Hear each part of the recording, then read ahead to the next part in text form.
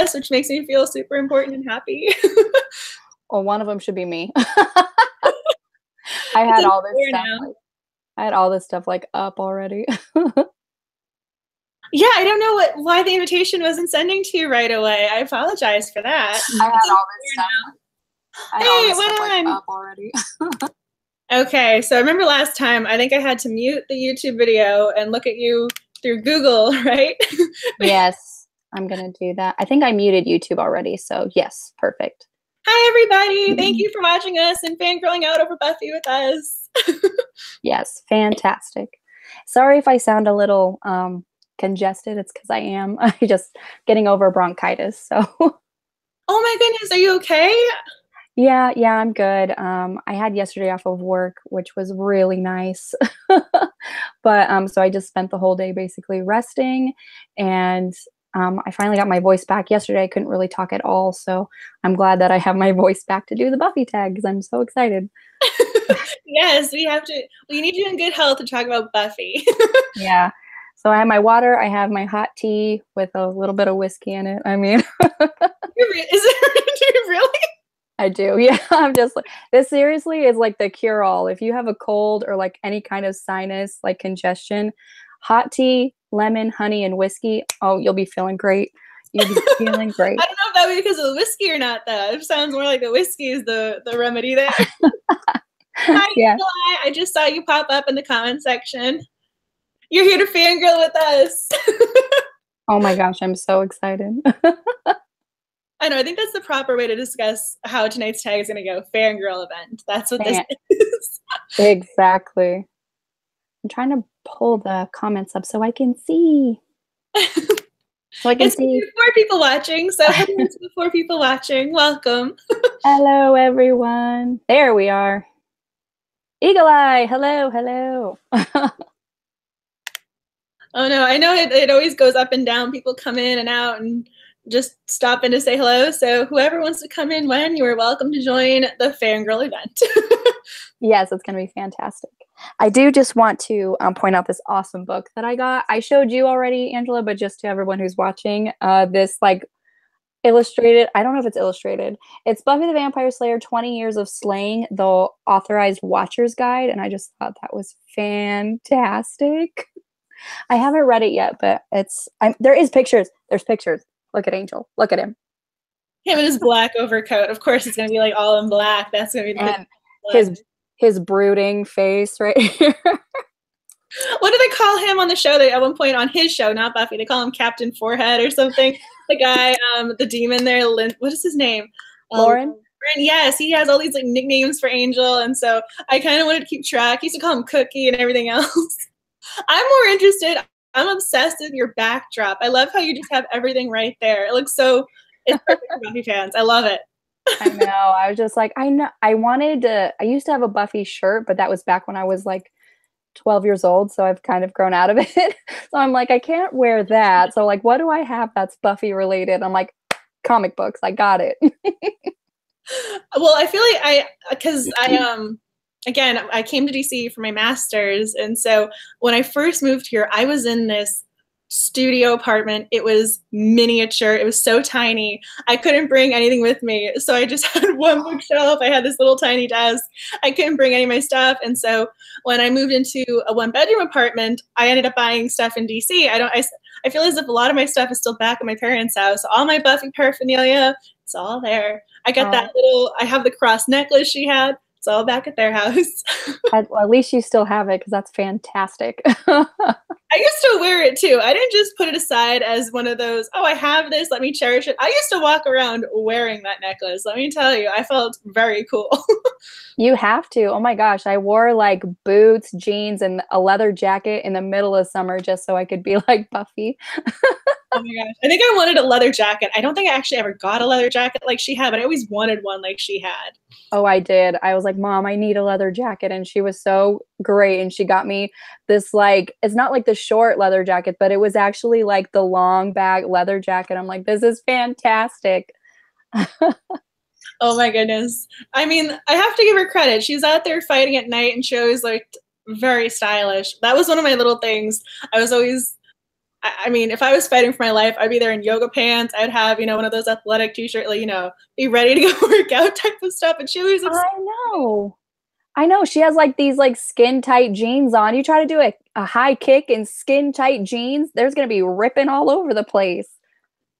Well, I remember one time Dawn, what did she spill milk on the leather pants or something? Like, that sounds more accurate, like what I would do to the leather pants. Right. Oh my goodness. I know there are getting people watching. Say hello. Tell us why you love Buffy. I see the little number go up and down. Let us know who is out there in virtual YouTube land. Yes. So when did you start watching Buffy? Before we get into the tag, I feel like we should talk about why we love this show. Yes, fantastic. I actually started watching Buffy season premiere. It aired on TV. I was there in front of the TV watching. And so it was, I don't even know. I can't even remember how I found out about it. I think I watched another show. It was on UPN 45 and I watched another show that was on that channel and they were doing promotional vids and stuff for it. So I'm like, oh my gosh, I would totally love this show. This seems right up my alley. And so seriously, first day, it premiered, I think it was Tuesday nights. Max! Yeah, he's only loud. Hello. He was moving about, so I was looking down there wondering what was going on. I wasn't just being weird. He's right here. Fantastic. No, but yeah, I've been a hardcore fan since the beginning. And hi, Lady Gizmo. Welcome to the live stream. I was just about to say hi, Lady Gizmo. So cute. He's got his little sweater on. He went to the groomer, so he's all trimmed. Oh, so cute. I started watching Buffy when I was in 6th grade. That was when I found Buffy, and she was about to end, or she was, 2 seasons away from ending. And I remember when I started watching, I wanted to go back, and this is before Netflix, before Amazon Prime and things like that. We're talking old school VHS tapes. I remember playing special order for Buffy VHS tapes. I mean, I remember going to, I don't know if it was the Blockbuster or something, but there was a video store of some sort. I mean, we're talking old school Buffy fan right now. So I remember placing a special order, and once I got the first season, I then had to place another special order to find the DVDs because DVDs were still a novel thing at the time. And I binge watched before binge watching was the thing. So I feel like I'm aging myself right now. And so I remember watching the DVDs thinking this is the best thing I've ever seen because I was 11 or 12 at the time. Yeah, that was fantastic. Yeah, so I started watching when I was 11. And I'm pretty sure I've rewatched the entire series numerous times. We're talking at least 8-9 times because that's the type of show Buffy is to me. Hi, Megan. I just saw you pop up in the comments. Buffy was missing cute little dogs. Well, she didn't have time for cute little dogs. She was always out there in the middle of the night, patrolling. She didn't have time for this little guy. Yeah, she definitely had other bigger responsibilities. Like saving the world a lot. She saves the world a lot, yeah. Thank you for getting that reference ASAP. For those of you who didn't get that, when her tombstone there, she saved the world a lot. That's what they wrote on it. She did. She saved the world a lot. It's if everyone in the comments section, I'm curious, when did you guys start watching Buffy? Did you see her as she was airing? Did you watch her on Netflix when they had it? Because I'm pretty sure they stopped. I went to go find it today because I knew we were doing the tag. I'm like, I want to go watch the premiere episode, but it's not on Netflix anymore. And I was so disappointed I couldn't watch the premiere. Really? I couldn't find it. Now it's just the DVDs. So I don't even know where you can stream it right now, but I'm sure there are people who are finding Buffy, online now like that, which is so strange to me. But I think it's a welcome surprise. Hi, yes. I cannot believe they took it off Netflix. I mean, I was hoping it was one of those Gilmore Girl instances where they accidentally took down Gilmore Girls. Do you remember that? There was one day the internet kind of went crazy and people were really mad at Netflix because Gilmore Girls was accidentally taken down or something, and then they put it right back up. I was hoping it was something like that, but I still couldn't see her. So thinking she's gone. They lost their lease or license or however that works in Netflix land. There's going to be an outrage. She always looked pretty patrolling, nice outfits. She always looked so pretty when she was patrolling. I used to love her hair too. That was the other thing about Buffy. She had every single hairstyle, I think, known, and she looked beautiful in all of them. I think my favorite hairstyle that she had was in season, it was either 5 or 6, where she had like the loose waves and then eventually the curls. I was like, your hair is on point, girl. And if I was fighting for my life, it would be up in a high, you know, bun completely off my face. But, you know, she just looked beautiful and everything. Someone came to say hi. Oh, we get another dog. See, Megan, she said Buffy was missing dogs. Now we get 2 dogs. Say hi, Ruger. He's like, yeah, I want to go now. Megan just said, I think I watched it when I got home from school because it was what my mom had on before she switched to Star Trek. Love it. I mean, I never really got into Star Trek. That was one of my things. There's a girl on Twitter who I'm really good friends with. Her name's Jessica. And so she told me to watch Battlestar Galactica, and it's on Hulu, and I don't have a Hulu account. And so one of these days I'm going to have to watch all of these other shows that people reference. But Star Trek was one that I haven't really got into yet. Yeah, Star Trek was another one that I watched with my dad. It was, I watched Star Trek, Bonanza, those old like shows that I watched with my dad. And then this show, Buffy, was a show for me. Like when you said you had to get the VHS tapes, like if I missed a Buffy show, like if I was doing something at school, my dad recorded it for me on like the VHS. I used to do that too. There were a couple of shows that I was really invested in when I was in middle school. I mean, I don't know why I was so invested. Now looking back, I can't even remember some of the shows that they were. But I used to be like, Mom, can you record this for me? This is something people today don't have to worry about. You know, when people are like, in my generation, we used to do it this way. I think we're starting to have that kind of lingo now. I know, right? It's like I'm not even 30 yet, and I'm saying back in my day, we had the VHS. And you used to have to rewind it, otherwise it'd be like another $1 when you bring it back to the Blockbuster store, which doesn't exist anymore either. Oh my gosh, I know. They were such crazy people about, you didn't rewind this VHS. Like, you're right, I didn't. Bye. It used to be an extra $1. I remember that. They used to charge you if you didn't rewind it. So I used to always make sure I had to rewind it before they brought them back. They don't even make VHS tapes anymore. This is just, I don't. I have Buffy VHS tapes back at my parents' house. That I do know. That is fantastic. You still have the VHS. I do. And then I used to have, and then I also have the big clunky DVDs where I don't know if anyone in the comment section has these as well. We used to have to really special order DVDs because they weren't in a BJ's or, you know, a local store or something like that. They weren't out yet. And so I remember placing a special order, and when they arrived, they were these big clunky things. And so there was one CD, you know, one DVD with 4 episodes. Then you'd have to take that out and go put in the other DVD. And so that was how I used to watch Buffy when I first became a fan. And then I was all caught up for, I think, season 6. And then that was when I started watching it live, because again, I was still young when it was when it was on air. So I missed the pilot. I missed watching that, but, you know, I found her and all was right in the world. As long as you found your way to Buffy, all is right with the world. And yes, I'm curious when everyone else started watching, if it was on Netflix or if you guys were already been watching as it aired.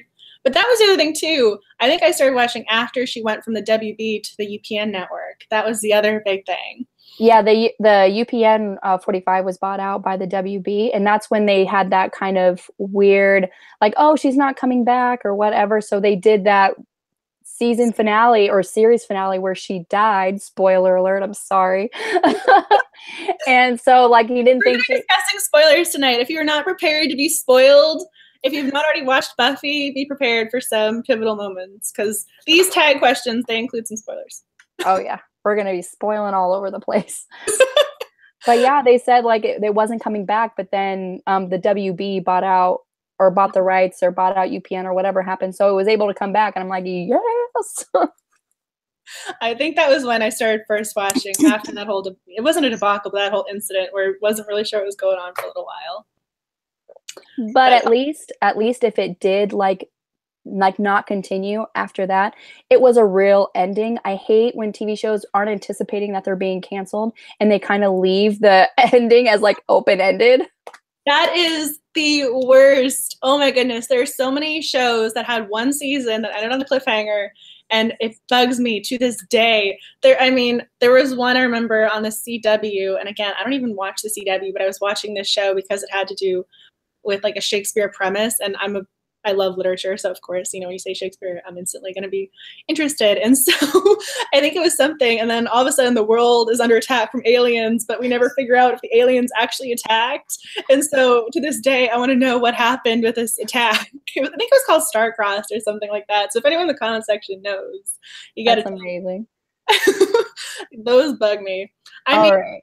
I will admit, I don't know if this is going to be a controversial comment or not, but I think I would have preferred that type of ending than the one in season 7.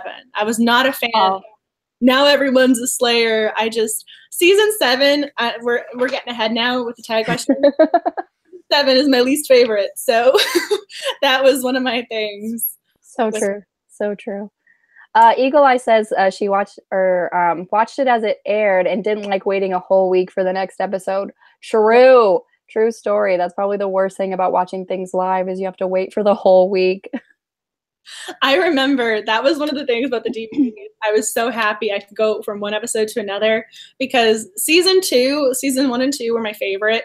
When you're getting to learn the characters, Buffy's, she's still in high school. She's still learning how to be the Slayer. Those are my favorite seasons.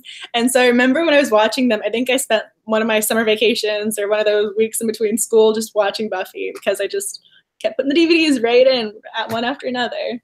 Yeah, seriously, like on Netflix, they're like, they have that, it'll just automatically play the next episode. It has like a 15-second or something delay. And I was like, I don't even wait the 15 seconds. I'm like, play now. I will admit, as soon as you said that, now Netflix, they just started doing this in the last couple of months. You can skip the intro. I would never skip the Buffy intro with that song. Mm-hmm. You can't do that. You can't skip the Buffy intro. That song, you just got to listen to it. Can't do it. It just gets you so pumped up for the episode. You're like, da, da, da, da. I just saw more comments pop up. So Janine T was in her 30s and your stepson watched it. Oh, that's interesting because usually it's a lot of women who first say, oh, I was watching Buffy. Oh, I love your stepson. I love how he was watching Buffy. And then he got you into it. Nice. Yeah. It's a family affair. Buffy the Vampire Slayer is for family friends. So glad we can stream shows now.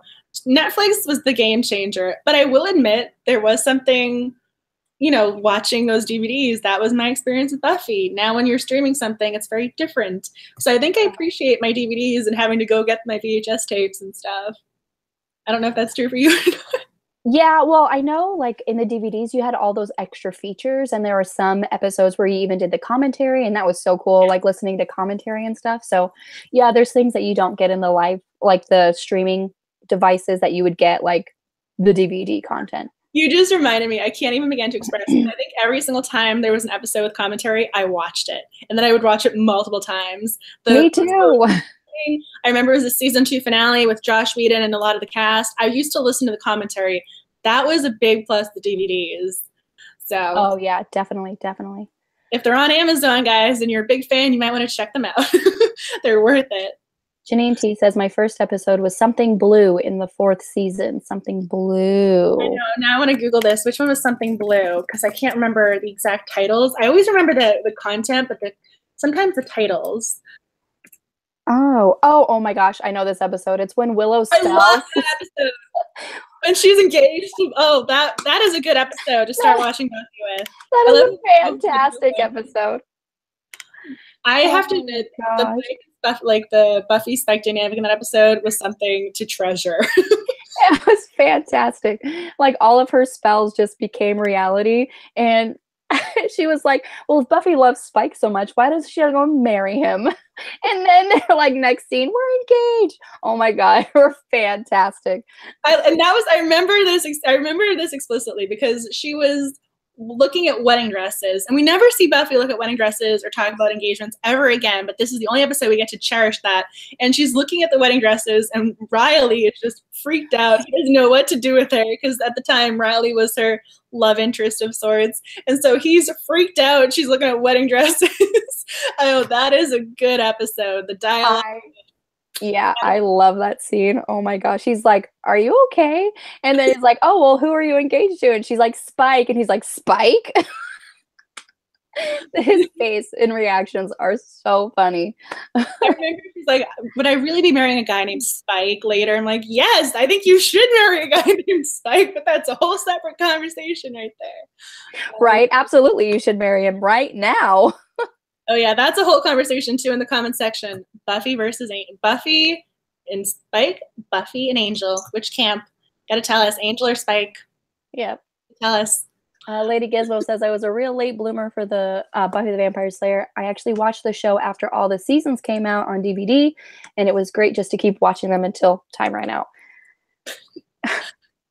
I would not miss my DVDs with it. Yeah, now everyone's streaming things. Buffy for me is DVDs. So true, so true. And we're in the same camp. So spoiler alert for the people who haven't posted comments yet, because I know there is that little delay with us asking questions and talking versus comments. But we're in the same camp with the Buffy and Angel versus Buffy and Spike. So yes. Calendar. Yeah, we are both team Spuffy, which is Spike and Buffy. I was such a fan of Buffy and Spike. The thing is, too, I do appreciate and love her relationship with Angel. I really loved them together. In season 2, I was shipping them hard. Like, I loved them as a couple. But that was the perfect kind of high school romance sort of thing. Mm-hmm. And then when her interactions with Spike, they were just something really, great or beautiful. And they had that nice dialogue and witty interactions. And then I think everyone kind of loved the bad boy with him a little bit. Yeah, definitely. I mean, her relationship with Angel was such like a whirlwind romance, like first love. He was seemingly perfect on the outside until like she found out he was a vampire, and then he's cursed with his soul. Like, lots of, issues that he was willing, and they were both willing to work around. And like a lot of their scenes and stuff, super sweet. Like in the Angel series spinoff, when he gave her that ring, my heart was just, it melted. Yeah, pounding. But no, the episode in Angel where it was after the Thanksgiving episode where he has left and went to Los Angeles, and then he got infected by the blood of the Mora demon and became mortal, and they kind of got a taste of what it was like to be a normal couple, and then it was just snatched away. Oh my God, that episode had me in tears. Well, I remember the whole thing was she didn't remember their interaction that time in California, but he did, and that really made me sad that she never got to experience it, but Angel did. That broke my heart. Again with the spoilers, so going back to Buffy and Spike, we have to talk about the ending where she declares her love for him, and we don't even get to enjoy it. We don't, because it's like they're in the middle of this grand battle. The Hellmouth is falling in on the town, and I'm just like, oh my gosh. And then even he's like, no, you don't, but thanks so much for saying it. I wanted to slap him across the face. I was like, she loves you. Stop it. When he ever said that, and then she didn't say anything after the fact, my heart was just, what are you doing to me? I was racked. I couldn't deal with it. I still can't deal with it to this day. I don't know how many, 14 years later, I'm still upset about this scene. I know. It's because there was never any closure. Even after he kind of went to the Angel show, she never made an appearance. It was never resolved. And so you have, like I said, this open-ended, like, okay, they would have been great for each other, and they could have been real. And now it's like, what am I doing with my life?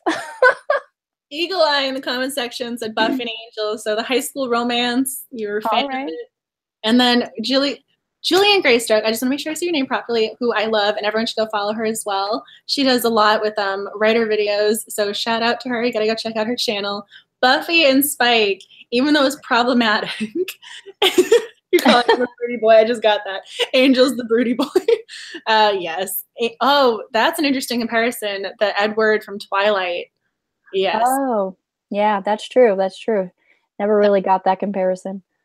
Well, I remember, again, I really love season 2. I know we're going to get into the tag questions in a few minutes and whatnot, but I really enjoyed season 2, and that's when Angel is off his rocker and evil. There's a lot of great episodes and content, and when there's this episode when he kills Willow's fish and leaves them in an envelope, and he's leaving pictures of Buffy that he sketched. I get that Edward comment with that one specifically when he's just watching her. And then Willow has this comment and she says, no matter what, he's still obsessed with you. Like whether he's good or bad, it's just you're it. And that totally, it's true. There's a little bit of a, black, gray, white area with that whole stalking, obsessive.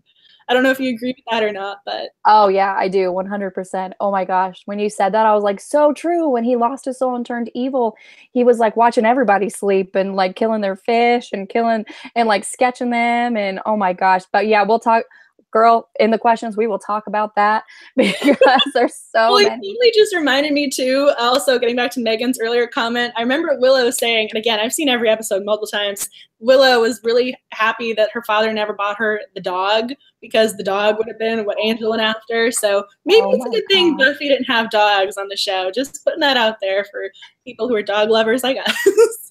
So true. So true. Which, Eagle Eye, I'm curious, which was the scene that made you cry? Because we've been talking about a lot of scenes, so I'm curious which one was the one that made you cry. You, I love this comment. Yes, yeah. It's like a lot of people are upset about never getting their Hogwarts letter. I was upset about never being activated as a Slayer. True, so true. End of season 7, when everyone came into their powers. I mean, I'm a little blonde, so she was my icon. Again, it was one of those, like, this show is one of those ones that really meant a lot to me watching it, as it was, I could relate to her as a character. I'm almost 5'3", not quite. So I'm a short little blonde. And so this is one of those shows where this was a character who I loved and related to. And so she was the what was it Josh Whedon said? She was the anti-horror movie character where the blonde was the one who ran and got killed early on. So I loved her as a character. So yes, I would have loved to have been a Slayer activated at the end of season 7. That would have been ideal. I would have loved it. that would have been amazing, yeah.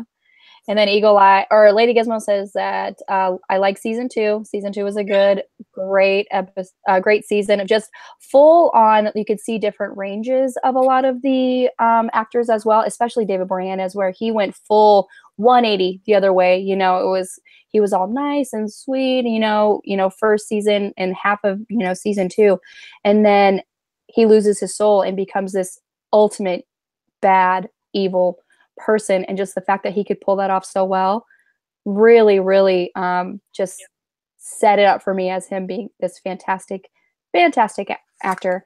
And even in one of the commentaries for season 2 where I'm trying to remember the name of the episode, but when dog, Max agrees with you. He thinks David Brown is very talented as well. right well, when the ghosts in the school are I only have eyes for you. I only have eyes for you. That yes. I cry every time. I can't even listen to the song when it has nothing to do with Buffy. The song was in existence before Buffy. Cry every single time, right on cue. That was one of my episode selections for best episodes. Boom. Yes. Joss Whedon even said that David Boreanaz's performance in that episode alone just solidified the need for an Angel spinoff. Like, that was what made it concrete. Like, you're getting your own show. You're welcome. I love that episode so much. This is one of those episodes, again, season 2 was my choice for one of my favorite seasons. There are episodes in that season where I cry consistently every single time, no matter where I pick up. There are certain scenes I just get so emotionally invested in them, and that was one of them. It always makes me cry when they get, because he's, again, spoiler alert, he's the vampire in the episode, and he's, the ghost takes over his body, but since he's already dead, the ghost can't kill him. He can't die.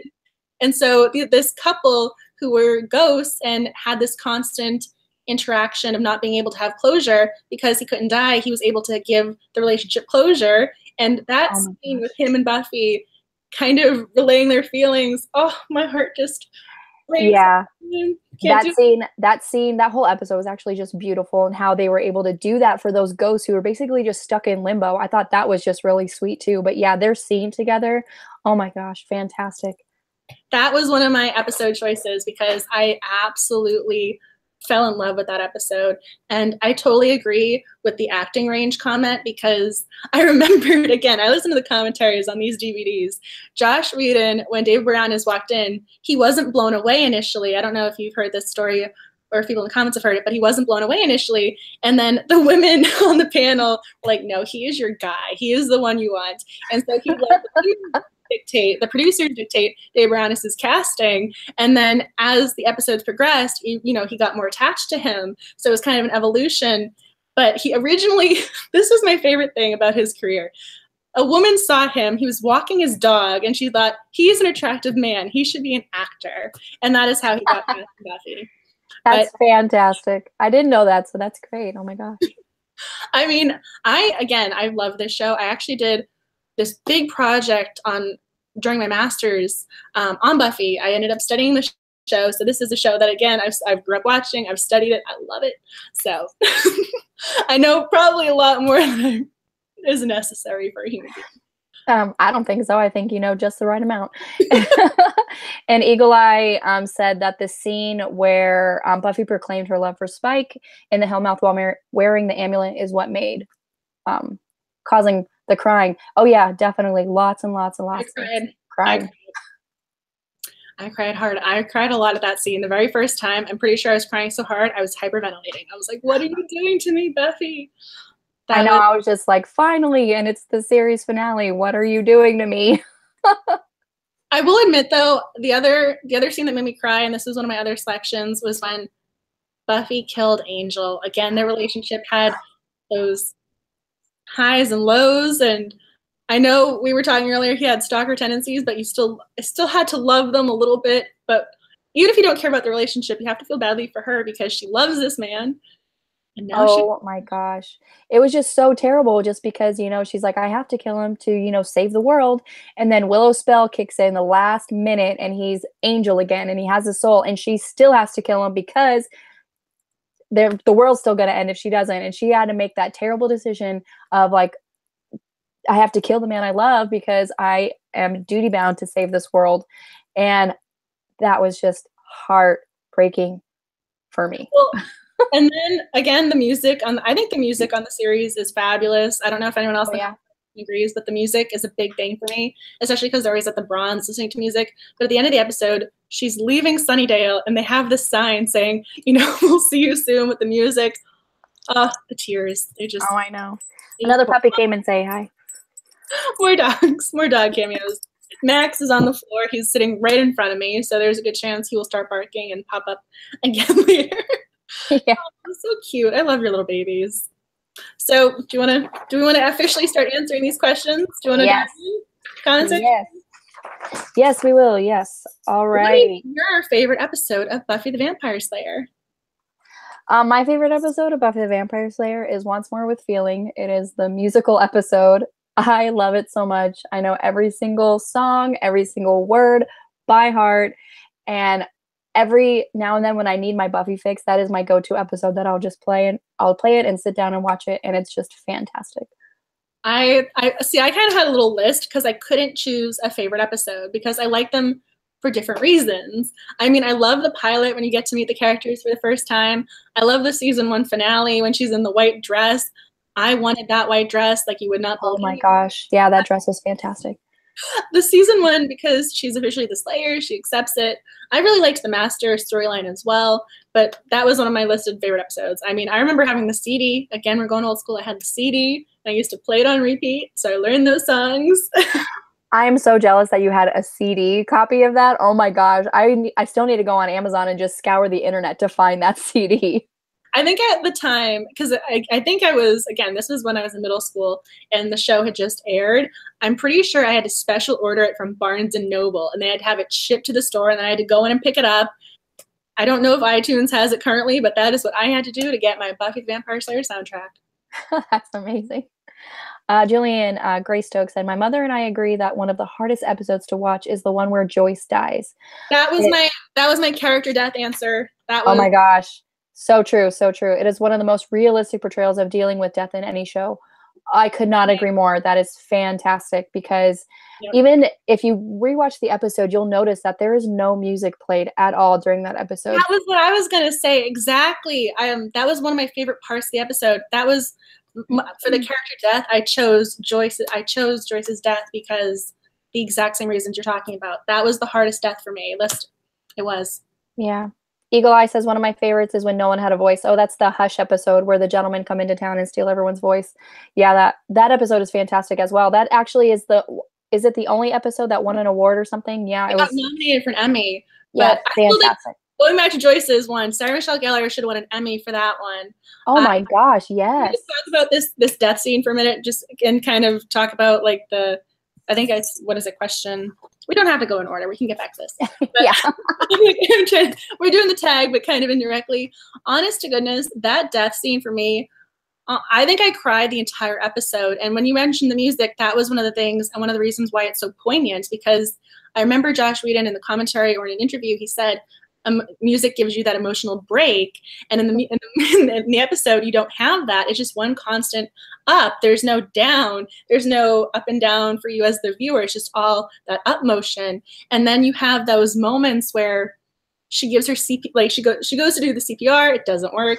And then she has that moment where she envisions saving her mother. And when that happened and it didn't, and then that wasn't the case, I think I just started bawling my eyes out because I wanted that vision to be true in the worst way imaginable. So I completely agree about calling it the most realistic portrayals, because they also did it in kind of real time as well, which is very rare for Buffy and most in general. I think even on, Grey's Anatomy and all the doctor shows, they kind of fast forward through symptoms and stuff. I'm curious what your thoughts are on this episode. Everyone else chime in too. Lady Gizmo says when she stands there and says, "Mom, mommy," the mommy is what gets me. Oh my gosh. In the episode previous, where she's like, "Mom," oh my God, that kills me so, right here in the feels. I'm trying not to cry right now. It's just so emotional. I know, just tearing up just thinking about it. But yeah, it is. Oh my gosh. That episode is just so, like, just purely devastating and real, and just everybody's acting in that episode was on point. That monologue that Anya does about how Joyce will never have fruit punch again, kills me every single time. And it's just like, it's the craziest thing. She's like, she'll never have eggs or yawn or brush her hair, and she just doesn't understand. She doesn't understand why Joyce can't get back into her body and not be dead anymore. And oh my gosh, if I wasn't already bawling in that episode, that is what did it for me. I was like, I never really thought of Anya as a really deep feeling person, just in general, just because she was a demon for 1,000 years. And so now she's dealing with all these human emotions, and she just portrays them so beautifully. And honestly, she just hits the nail on the head, because why do people have to die? Why can't she get back in her body? Why do people have to suffer like this? And it's a very pure question that people ask every time, like, one of their loved ones die, and it's just so real. Anya's looking down at the questions. She was my answer for who is your favorite side character, because I love her. But I completely agree about the monologues. I wish Sarah Michelle Gellar has an Emmy for her daytime soap opera star when she was working on her soap. But I think she should have won an Emmy for that episode, because honest to goodness, she was phenomenal in it. Absolutely. And even just Joyce, I forget the actress's name off the top of my head, but even just being the body, I remember she's talked about the makeup and how it was really hard for her to be that. So that was my selected death scene, aside from Buffy killing Angel and then Buffy's death as well. So that was the one I had chosen for that tag question. Yeah, absolutely. Yes, it is a sad episode. So, Lady Gizmo, you're right. Sad episode. I agree. Very. I was like, hey, maybe we should choose a fun topic, because this one's gonna make me cry. Like, honest to goodness, I feel like I want to cry because just talking about that. Yeah. The B portion of that first question is your favorite season, and I think you said seasons 1 and 2 were your favorite. Those are my favorites. I really enjoyed season 2 probably the most. I love season 1 when you're getting to know the characters, although not every episode was the best for me. There was that one with the substitute teacher there was a couple that weren't the best. but season 1 for me with the master, and I think it's kind of fun when you get to meet the characters, because I mean, those are your, you get to look at them like friends or family or something almost, and this is, your introduction to them. But I love season 2. And then I know people in the comment section, I know you're going to have to tell me your thoughts on her, but Dawn, I didn't mind season 5 that much. I really actually liked it, even though this was Dawn's introduction and people were not Dawn fans. There's a whole group of people online who just talk about how Dawn should never have been a character, but I actually really enjoyed season 5 as well. So I was going to say 2, 1, and then 5.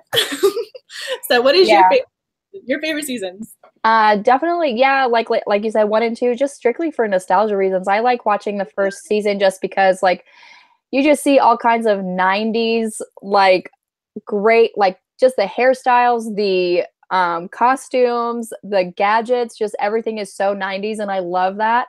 But my favorite line, if the apocalypse comes, beat me. Nobody says beat me anymore. Beat me with her pager. I love that. It was so fantastic. But definitely season 5 is actually my favorite season, and not necessarily because of Dawn. I mean, I didn't really particularly care for Dawn as a character, but she does grow on you when she becomes not such a whiny little brat. But tell me how you really feel about her. How do you really feel, Nicole? Just because that's where Spike and Buffy's relationship kind of take off. And also, this is why we right? And also once more with feeling that it's in that season. So, and sorry, Julian Greystoke just said, on a happier note, one of my favorite episodes is Spiral because my life aesthetics is knights chasing a camper van with tinfoil over the windows. I just love how just in Buffy the Vampire Slayer would that make sense? Like really knights chasing like this mobile home. That's fantastic. I feel like the show was able to do a lot of really interesting concepts that can't be done on other programs because they had that magical element, such as the musical, such as being able to have kind of one of my favorite episodes is when Cordelia makes the wish to Anya. What if Buffy never came to the Hellmouth? What if Buffy never came to Summer? Yes. What if she never came to, and so that was one of my favorite episodes because you get to see the other side of things, the flip side. And it wasn't a dream sequence. It was actually realistic in a sense where this is what life would have been without Buffy with the magical component because this could be the alternate reality. And then later that Willow comes over. So they get to do a lot of really cool things that other shows can't do. And I think that's amazing, such as Knights. I mean, come on. Yeah, it's fantastic. And then Eagle Eye. Remember Spike driving the camper van wearing sunglasses? I just thought every time he drove somewhere in a car, like the window, like the front windshield was just so like fogged over or covered in like newspaper or something. And just like that spot for his, like, so he can see out of like, that's so dangerous. But like, I guess if you have to drive around in the sunlight. I'm trying to remember. It might have been season 3 when he does his little drop by after Drusilla broke up with him, and he's driving drunk and he hits the sign, and then he's driving away and he has that same situation where everything's boarded up except for this little hole in the front. Oh, I don't understand how he was driving at all. I mean, we know he doesn't have a license; he's a vampire, but still. Yeah, I don't think he cares all that much either. I mean, I loved him, and I think that was the episode as well. Going back to Spiral, I think that's when they put the sword through the roof and he caught it. I mean, he really put himself on the line for these characters. I mean, we both love Spike, but he's holding it. He's getting cut up. You see I know it's fake, but you see the blood there. I mean, how many other guys, male characters would have done that? I mean, or even absolutely.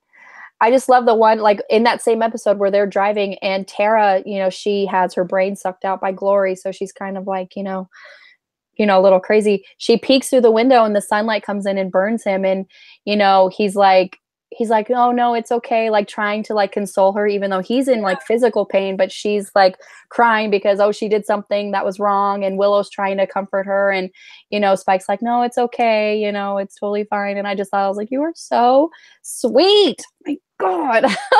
Babysit Dawn. I remember that even though she's a teenager, she, the whole babysitting concept, he had to keep her safe. I always thought that was really sweet how he was her protector. And then when Buffy was gone for season 6, when she was still dead up until this point, even after she arrives, Spike's the one who's taking care of Dawn because he thinks that's his duty. He feels as if he failed and he wants to make sure he doesn't fail again. You gotta love Spike. He just has so many redeeming qualities. And I hated the fact that every time Buffy said that she didn't trust him, I was like, how can you not trust him? It's like, you go out and patrol with him, you risk your life with him, and you trust Dawn with him. It's like, how can you say like you don't trust him or he's a monster? Like, your actions are not really speaking like with your words, you know? Mm-hmm. Yeah, I mean, and then this is the controversial. There was the attack. He did try. There was this is the controversial scene that everyone says ruins their relationship, the assault, but it never. She was able to stop it. It didn't really happen, and I think he was even stopping during it. Even the actor James Marster said he wasn't happy filming it. He was very uncomfortable. It was one of those that was one of the only scenes where I really had an issue. But even then, it did seem out of character. It didn't feel organic. I don't know if you feel the same way or how people in the comment section feel.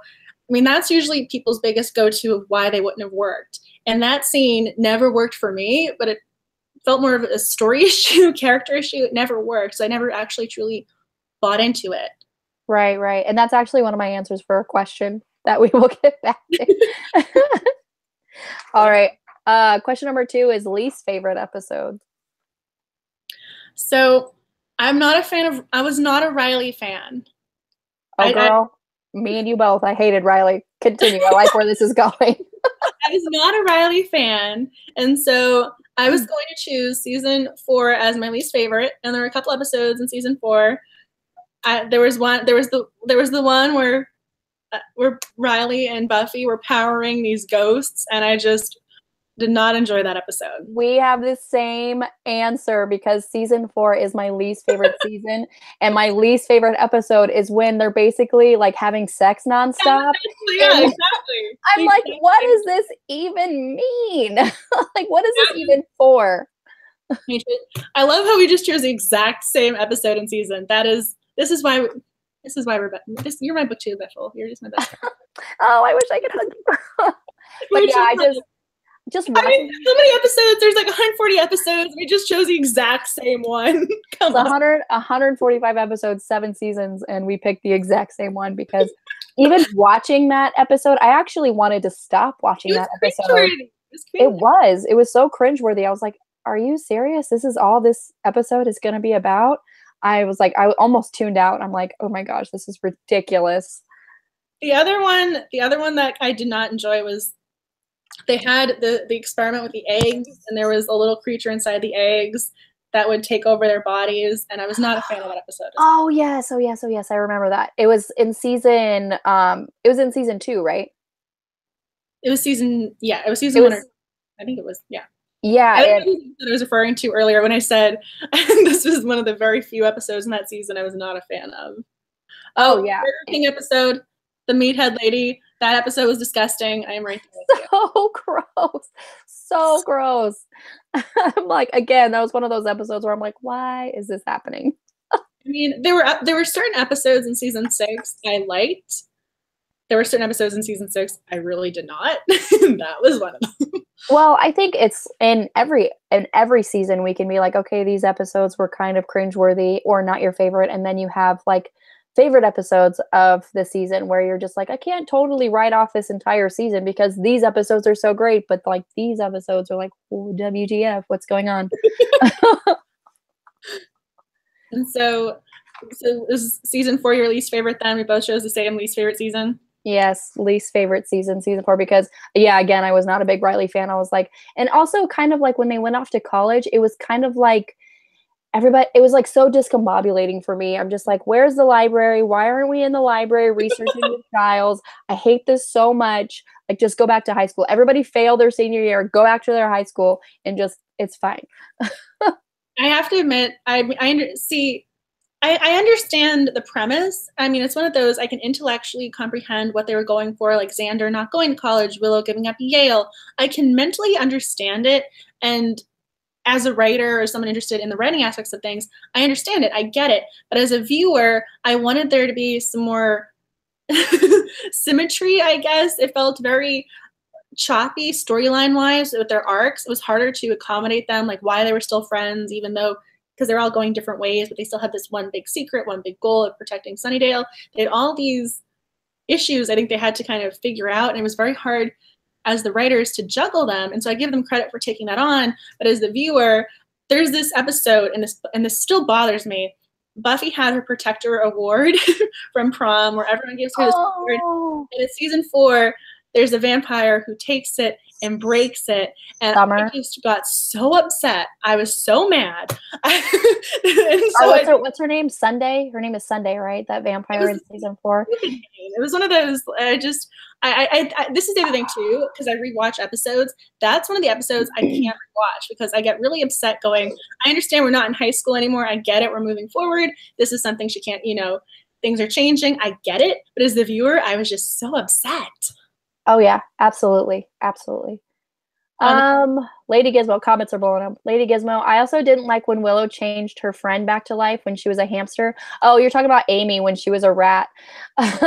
And I never really, I guess I really never cared about Amy as a character until she came back from being a rat and started not making Willow, but led Willow down this really dark path of magic. And that's when I was kind of like, I don't like you. You should just go back to being a rat. Which one is School Hard? I remember the one School Hard. I just saw that one come up in the comment section. Title. Oh, I actually never minded that one. I think it's when Spike and Drusilla first come to Sunnydale. Yeah, the parent-teacher night. I actually kind of liked that episode. I mean, Spike. That was. Yeah. I also thought it was funny when Buffy's mom protected her and was in on it, and so Spike's all upset, wondering what's going on with the women. So I understand maybe there are a few good lines in there that I think I probably gravitated to. I mean, I will admit Cordelia being stuck in the closet with Willow, that was a little, that joke never really landed with me. But I didn't that episode. Yeah, I didn't mind it. I mean, again, you're introduced to a character, so that was interesting. But I didn't really. The whole point of that episode was actually just to introduce Spike and Drusilla. And I just love when Buffy's in charge of making the lemonade and she didn't add any sugar in it, and Willow tries it and she's like, how much sugar did you add into it? And Buffy's like, sugar? And she's like, oh, it's very good. Like that face. That is true friendship. Drinking lemonade without sugar. That is what friendship is made out of. It's so funny. I would be like, girl, you need to put some sugar in this lemonade. The one with the beer. Oh, is that when she's in college? The cave woman? That episode was one that it almost felt as if it was one of those after school specials where they're trying to tell you drinking on campus is bad. Yeah. That was kind of the running theme for me with that episode. Yeah. That's it's kind of like, that's a line that I say all the time. And when at the end of the episode, when Xander is talking to Buffy and he's like, okay, Buffy, what did we learn about beer? And she's like, foamy. And I just laughed so hard. I'm like, that has to be a GIF on Twitter somewhere. That needs to exist. If not, we need to find it. Seriously. Oh, we have more comments. We have more comments. Hey. Caroline reads, I love the episode with the Knights in the camper vans. Yes. And she agrees that Amy was the worst. She was the worst. That was one of the episodes in season 1, The Witch. That was one of my lesser favorites. That wasn't one that I enjoyed as much. Yeah. Eagle Eye, not a fan of Faith, so a lot of those episodes annoyed me. Julie Grace. Season 3 wasn't my favorite, I will admit. Although there were episodes in season 3 that I did enjoy because Angel was back and we had that whole storyline in that arc. Although he left at the end of season 3 and things got weird after that for season 4 without him there and the Riley substitute. Yeah, the Riley substitute. Yeah, exactly. Caroline reads, I loved Faith in the later episodes during and after Who Are You episode. Yeah, when she kind of comes back after she's been in prison and kind of redeems herself. That's why I don't really think of Faith as a villain. I think of her as an anti-hero because she was definitely, misguided. She, didn't really have a Giles to teach her the way of using your power as a slayer as because she definitely is like, oh, we wouldn't have been given this power if we weren't meant to, she's kind of thinking she's above the law and everything. And because her watcher died right away because during that vampire that came to Sunnydale, chasing after her. So I mean, I loved Kendra. I thought she was the first after Buffy died, that first Slayer. I was a big fan of Kendra. I loved her when she died in season 2. I was really upset. Faith was not. She was a big, bold personality, very different. The episode I love it, but it also kind of bothers me, the episode where they switch bodies, because Oh she's my gosh. Buffy, she is with Riley as Buffy. There are things in that episode that really bother me, but yet at the same time, there's a moment, and I think this is just, again, I feel as if Sarah Michelle Gellar's acting, I would give her another Emmy. I love her when she says, but it's wrong, when she's talking about an action. My heart is just exploding, and I loved Faith in that moment, even though it was Buffy / Faith. It was a very weird moment. It wasn't exactly Faith, but it was her character. I don't know. I agree. The acting in that episode, like both for Elijah Dushku and Sarah Michelle Gellar, like they had to be each other. And I just thought that was just, they did a phenomenal job. It was great because as I was watching Buffy's scenes, you know, as she's Faith, I was like, that is Faith. Oh my gosh, that's Faith. That's what I mean. I didn't know how to explain it. I wasn't sure if I was explaining it properly, but I love the characterization of Faith in the Buffy body. And that's a proper way of referring to this or explaining this. But that scene when she says, but it's wrong, that's where Faith's character takes a turn for me and she becomes likable almost. But the earlier episodes, oh my goodness, I just wanted to kind of fast forward through some of her stuff. When she was with the mayor, it wasn't my. Yeah, that's true. It was actually after the whole body switching episode where she goes on Angel and she begs Angel to kill her because she realizes all the stuff that she's done is wrong and she needs to atone for all of the stuff that she's done. And I thought that was a turning point for her as well. And that episode was beautifully done. Then we have more comments. Yeah, I like Kendra as well. I was really upset when she died. That was one of those deaths. I was not as, I mean, Joyce's was devastating, but Kendra's upset me. And then the end of the episode when Buffy with the law, I was very upset. Kendra, I missed her. And she was such a great character, I think, because she wasn't like Buffy. She was different, but she was very rigid with the rules. And it was odd to see Buffy being an influence on somebody else in regards to being a rule breaker and why that's the best option sometimes. Yeah, absolutely. And I just remember thinking during Kendra's death, like, how strong are Drusilla's fingernails to be able to like slash across her throat and kill her? I'm just like, are you kidding me? She's a slayer, and you're telling me that a swipe of a fingernail across your throat is what kills this slayer? I was devastated. I remember after that death scene, again, when I was watching this in middle school, young Angela, picture this. Every time Drusilla had a scene, I was always looking at her fingernails from that point after. It took me a while to actually look at her eyes because for the longest time, because she also had kind of this odd French manicure where she had white and red. So they had colors. It wasn't just a French manicure. She had colors. So I used to just watch her nails wondering, is that really how you killed this slayer? I know. I was just like, dang, she went down. Like, well, even the eyes. I mean, how did that work with Kendra and not Buffy? How did that sway? I know the whole like sway. Snake hypnotism thing. I'm like, what are you doing to her? The bodies. Caroline reads. You have another. Hi, Caroline. Welcome to the live stream. I miss you. And tonight is not The Bachelor, so we're good with that because he's my friend. Oh, hi. Was the episode Who Are You episode. It was so good. That is one of those episodes where you see the writing and the acting and you just go, yes, this is why this is a great show.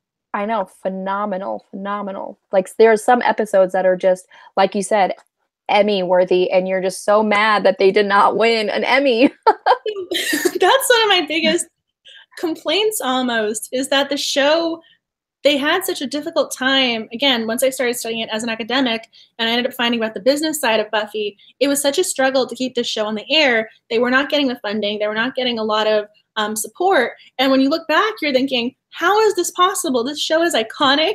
20 years later, people are still talking about it. When they did that reunion episode and they did the photo shoot, not episode, they did a photo shoot and interview. But this show was so influential. But when it was on, I want to say it was underappreciated. And so the episode Hush, I know it was nominated, but it was nominated for, I think, makeup or something. It wasn't nominated as the episode. And so even that really bothered me because that episode is phenomenal. I mean, as the actors, when you can't use your voice and even the musical score, there's so many things in that episode alone where I wanted to just ship them the Emmys in a box and just say, this is for you, the entire Buffy team. Absolutely. I totally agree because I think there's more appreciation for it now, but there was, even though it was like this fantastical paranormal world, there were a lot of issues in those episodes that were relatable to teens and high school and real life. And, it's like that one episode that just comes to mind when I'm thinking it's Earshot, that where Yes. Buffy is just hearing everybody's thoughts. And that was exactly what you just made me think of, was Jonathan in the bell tower. That was exactly the first thing I thought of when you said that. Oh my goodness, we were on the same page entirely.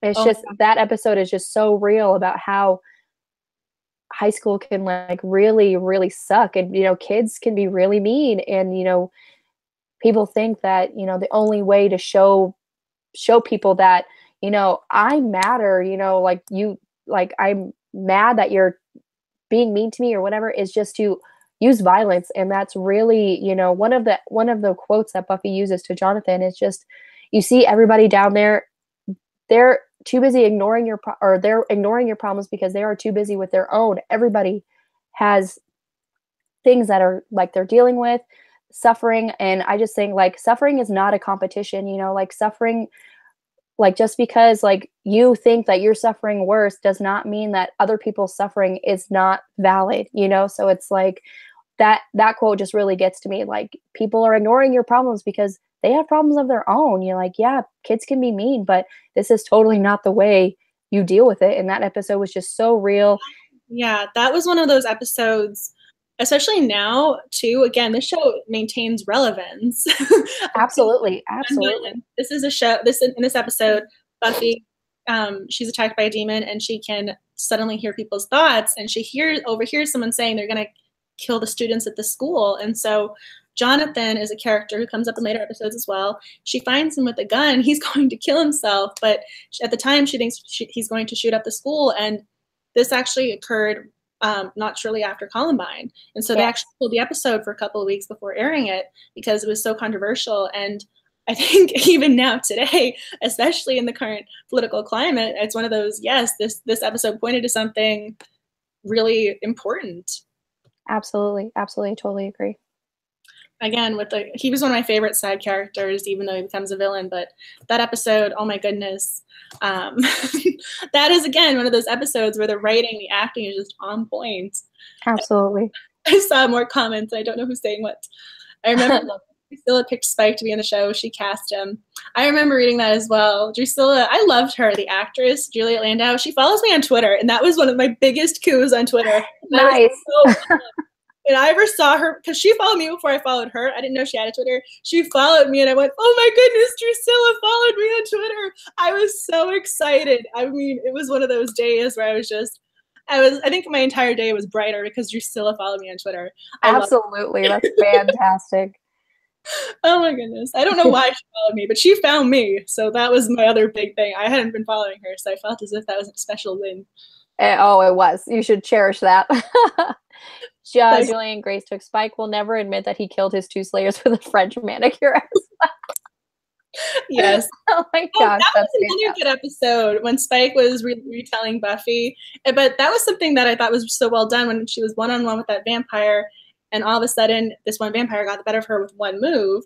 And she realized she's only one vampire away from not coming back. Absolutely. Like he staked her with her own stake, and in that moment it was real. Like, yeah, she's lived a long time. She's been a slayer for a long time, and, being a slayer, you come with a very soon expiration date that not a lot of people have, and so. That was the phrasing she used. She says, yeah, I know I'm not going to make it past a certain point.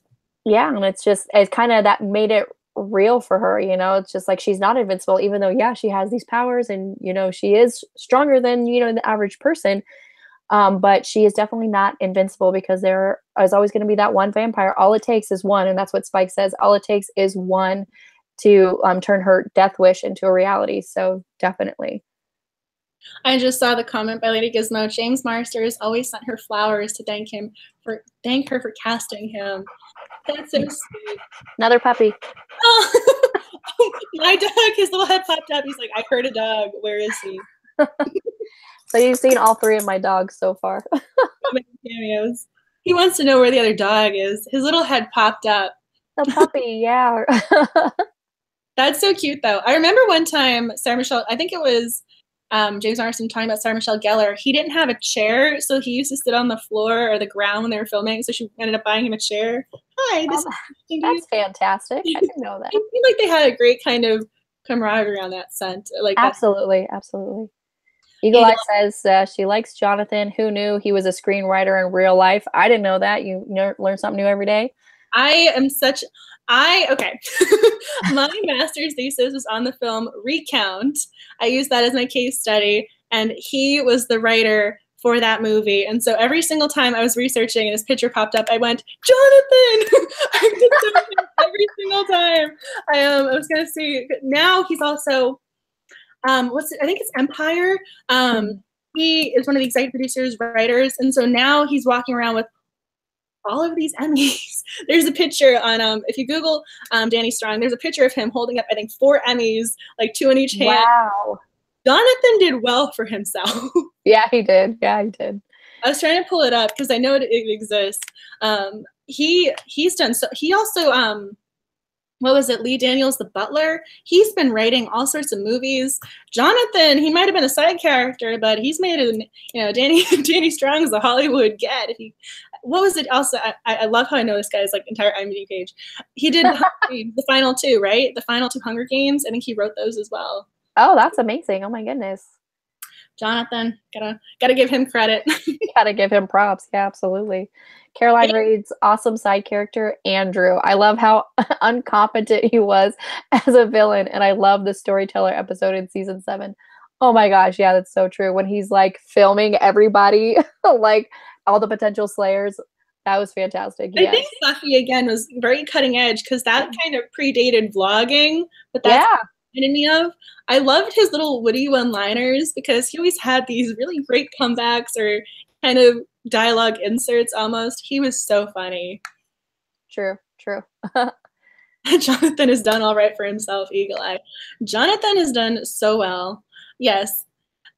Caroline reads, he was also in Gilmore Girls as Doyle, and I loved him. If you watch the revival, he's a screenwriter because they wrote Danny Strong's personal persona into the show, which I thought was, it was interesting. Because it's paying homage to him. But if you watch the revival and he's not with Paris anymore, that is sad. Oh, no. If you have not seen the Gilmore Girls revival, Paris, I think she could have been a great Hollywood agent and really gotten him some big bucks and just shaked those, Hollywood people down. Okay, if we want to move on to the next question. Question 3, part A is, who is your favorite main character? The first immediate response was Buffy, but I feel as if that's such a cheat to say Buffy. I don't think it's a cheat because I was going to say Buffy. No, that was my little long pause there. So I was going to go with Buffy, but then I really loved Anya. I'm such a big Spike fan.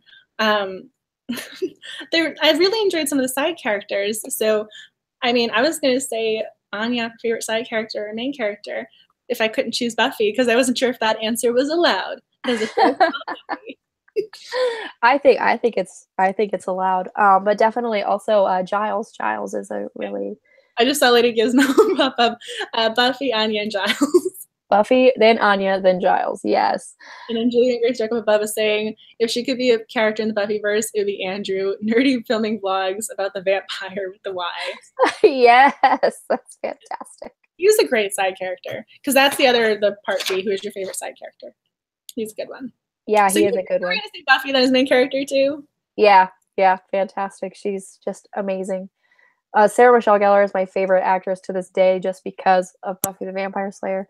I remember one time when I was in high school, or I think maybe undergrad, someone said I looked a little bit like Sarah Michelle Gellar, and it was the best compliment of my entire life. Yes, you do. I see it.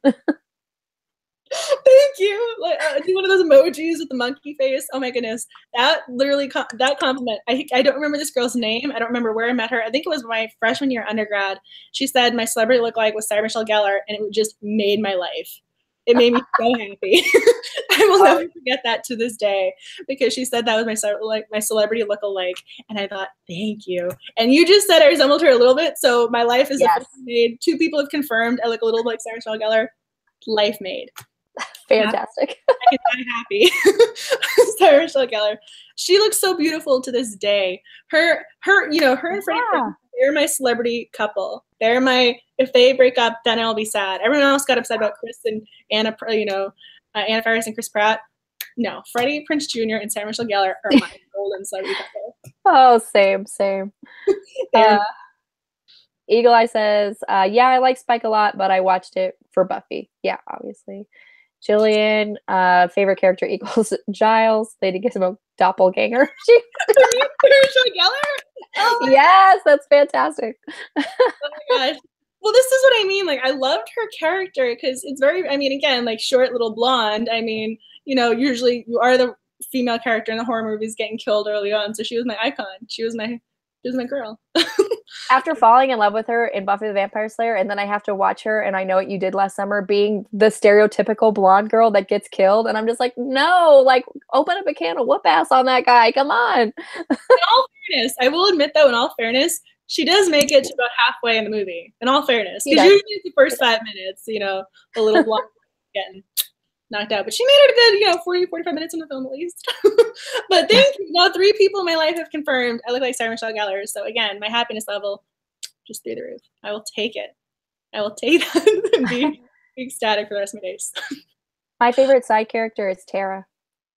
Aw, so you must have been devastated in season 6 then. Oh, I was devastated. Yes, and it was just so fast and so unexpected, and I kind of had to be like, whoa, what was that? What's going on? You almost kind of had to rewind it, because, she just gets shot from behind, and then she's like, your shirt. That being the last thing she says, your shirt. And I'm like, oh my gosh, that's so devastating. And then Willow, that just launches Willow into, she was the big bad in that season, Dark Willow. And I really liked the episode, and I know this is probably one of those episodes they didn't really care for, but Amy Adams, she actually popped up in Buffy. As Tara's sister, yeah, she popped up, and I liked that episode when they kind of let Tara into their group. That was one of those episodes where I got really kind of emotional for Tara when they kind of accepted her, and she finally became one of the Scooby Gang. I love that episode. But I was going to say Anya for side character, and then Giles as well, because I love them. So. Yeah, fantastic. I just love Tara just because she's just a genuinely nice person, and she never has a bad thing to say about anybody. And I really felt like in a lot of episodes, she was dealt a really tough hand. Like, she deserves so much better than what she got. I was going to say her death was one of the other ones that was really hard because it was not supernatural. And on a show that's all supernatural, you kind of expect that, and when it's not, it makes it all the more realistic. It makes it a lot harder. So same thing with Joyce. Hi, yes, he was moving around in my lap, so I had to pick him up. So hi, Max. Hi, Max. His ears perked up a little bit. I love that. Now he wants to come to the voice. He's in a little sweater because he went to the groomers. As he walks on top of me. So yeah, I didn't want him to be cold because it's kind of still cold in DC, even though you're like the sunshiny state. Yeah, I think it was 70-ish degrees today. Favorite side character equals Anya, then Andrew. Andrew was yes, he yawns. Andrew. I love Andrew. No. He's one of those fun characters you kind of weren't expecting him because he was one of the big bads, but then he was just entertaining. So yeah, definitely. All right, question. Sorry, go ahead. The next question. Who is your least favorite main character? Least favorite. You're probably gonna hate me, but Anya. I was gonna say Xander. He left her at the altar. Oh gosh, yeah, that's so true. But yeah, I don't know. I never really connected with Anya. And was trading the children for money and Monopoly. She's like, can I trade these? She's like, can I trade the children for more money? I mean, who writes her name? Yeah, she had a couple of great one-liners, but I never really connected with her as a character. And yeah, she had great one-liners, and her song in Once More with Feeling, how she's singing how it must be bunnies, this is the reason why this is going on. I dying laughing, but I don't know. I just didn't really. She wasn't my favorite. Oh, kisses. I don't know what he wanted to do. He's like, I'm gonna stare up at you now with my big black eyes. I mean, I will admit, I do think she does have to grow on you a little bit. But I just found her so entertaining and actress. She was so talented. Emma Caulfield. I love her. I love her as an actress. Yeah, she's great. So I had actually seen her, I think before I watched Buffy. This is probably one of Bradley Cooper's very first movies. Who Wants to Marry Ryan Banks? I think this was a Lifetime movie or something. Who Wants to Marry Ryan Banks? It has Jason Priestley from 90210. Everyone should go watch it. It is like The Bachelor. So if Caroline Reed's is still hanging out with us, it's kind of got a little bit of a Bachelor theme to it. He's the leading man. He's an actor. And so she's the girl who's America's sweetheart, and everyone's rooting for her. So I think I kind of fell in love with her before I even saw her on Buffy. So I think that gave me like a nice little lead in, like, oh, I remember you. I loved you. Yes, you're Anya. I'm going to hold on to you now. Root for you. So I do think I had a nice little intro to her, the Buffy universe. I will admit that. Hi. Yes. Who did you say your least favorite was? I said Xander. Oh, you said Xander. That's right. Yeah. People in the comment section are going nuts at that, but I was not. He wasn't. I mean, he had his moments where you loved him and rooted for him. But the yellow crayon scene. I thought. No, I know everyone thought it was so poignant. And it had that emotional impact where he was able to save the world by being just a good friend. I get it mentally. As a viewer, I was like, really? After 6 seasons, this is saving the world almost? I kind of wanted something more. Right. I just thought it kind of made sense. Like they were best friends for such a long time. Like, of course, who else to bring her back from the edge than Xander? I mean, I think his character, Buffy, he had a crush on her. Then he had feelings for Willow after Cordelia. He was just very all over the place to me with his love interests. And I understand they needed the normal person in that perspective of having it grounded in reality because he couldn't do the things the others could do. Also very hard when, this is a supernatural world and they couldn't always accommodate him into it. And so I do think that kind of hindered some of the storylines a little bit. If I had to say another, no, it's totally fine. You're like shots fired. Pop up like, No, if I had to say another least favorite character, I would say Cordelia. Yes, she was the other one I wrote down. I didn't like her on Angel either. I was not a Cordelia fan. When they started Riley, though. We also said Riley earlier. Oh yeah, that's true. But also, I wouldn't even say like Riley was a main character. I would just say he was a side character, and he was my least favorite side character. He's my least favorite well, I was gonna say love interest, but Parker is my least favorite love interest. I'm just. Oh my God, Parker! I wanted to punch him in the face. He's such a dill hole. I hated him so much. I kind of caught myself. I was gonna say least favorite of all of Buffy's love interests. And as I was saying the sentence, for those of you who missed this 1 or 2 episode arc, Buffy ended up to be a one-night stand, but this man, Parker, wanted the college experience, and he lied to her, and I am rooting against him. Absolutely. I totally agree with you. Oh, Lady Gizmo, I didn't care for Riley. Me neither. We feel you. Eagle Eye giving some love for Max. I just saw the commenters. I mean, I think but the thing is, I'm not saying I dislike Xander, but of the 3 main characters, or 4, I should say, when you have Buffy, Willow, Giles, and Xander, of the 4, I mean, I love Buffy. Giles is my guy, and I thought Willow was absolutely adorable, and then you got Xander. So those are the originals. So like of the original 4, he's ranked 4th. So that's where the Xander comment came in. I'm not saying of all the characters, Xander was awful. That's not what I meant. And I'm not backtracking. I just want to point out why I said Xander, because the question is least favorite main character.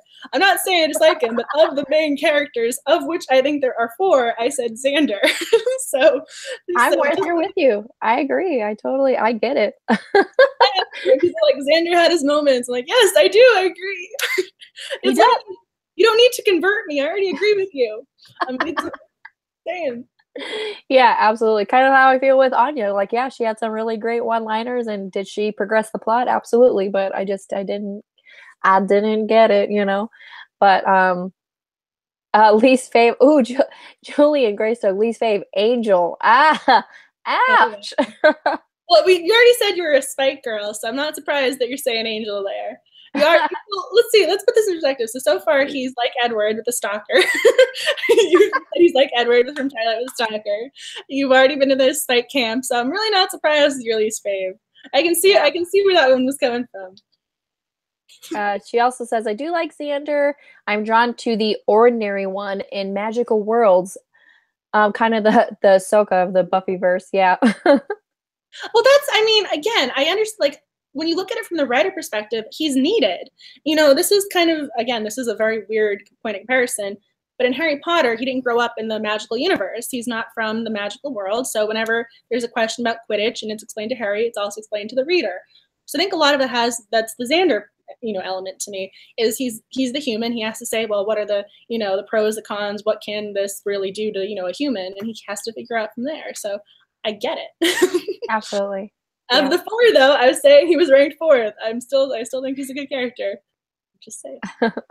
And he gets some great lines. Buffy, what are you gonna do, Xander? Something damn manly. I will admit, I loved it when he was the G.I. Joe for the Halloween episode when he became the kind of military guy.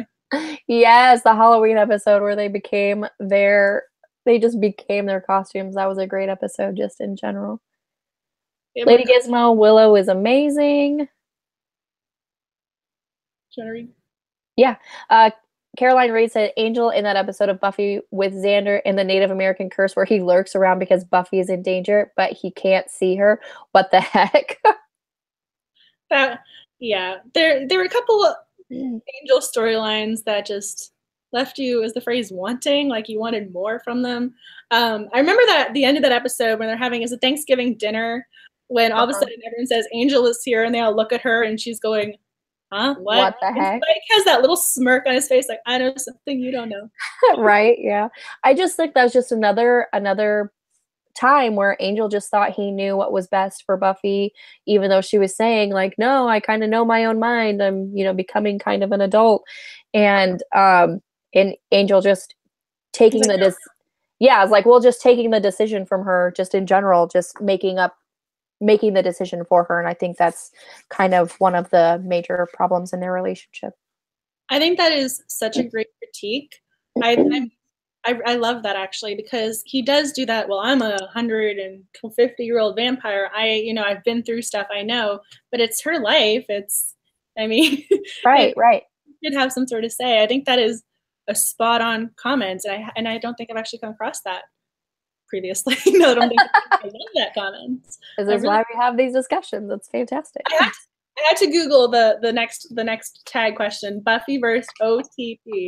Oh, I didn't know what OTP stood for at first. So one true pairing. Yeah. Yes, I had to. They're like, what couple do you ship? And I thought, okay, I get this now. Yes, who is your Buffy one true pairing? Us, Buffy. Yeah, definitely. Since we talked about that already, if I didn't have to choose Spike and Buffy, I would choose Willow and Oz. You said you loved Tara, though. What just happened? I do. I liked her as a character, but I loved Willow and Oz together as a couple.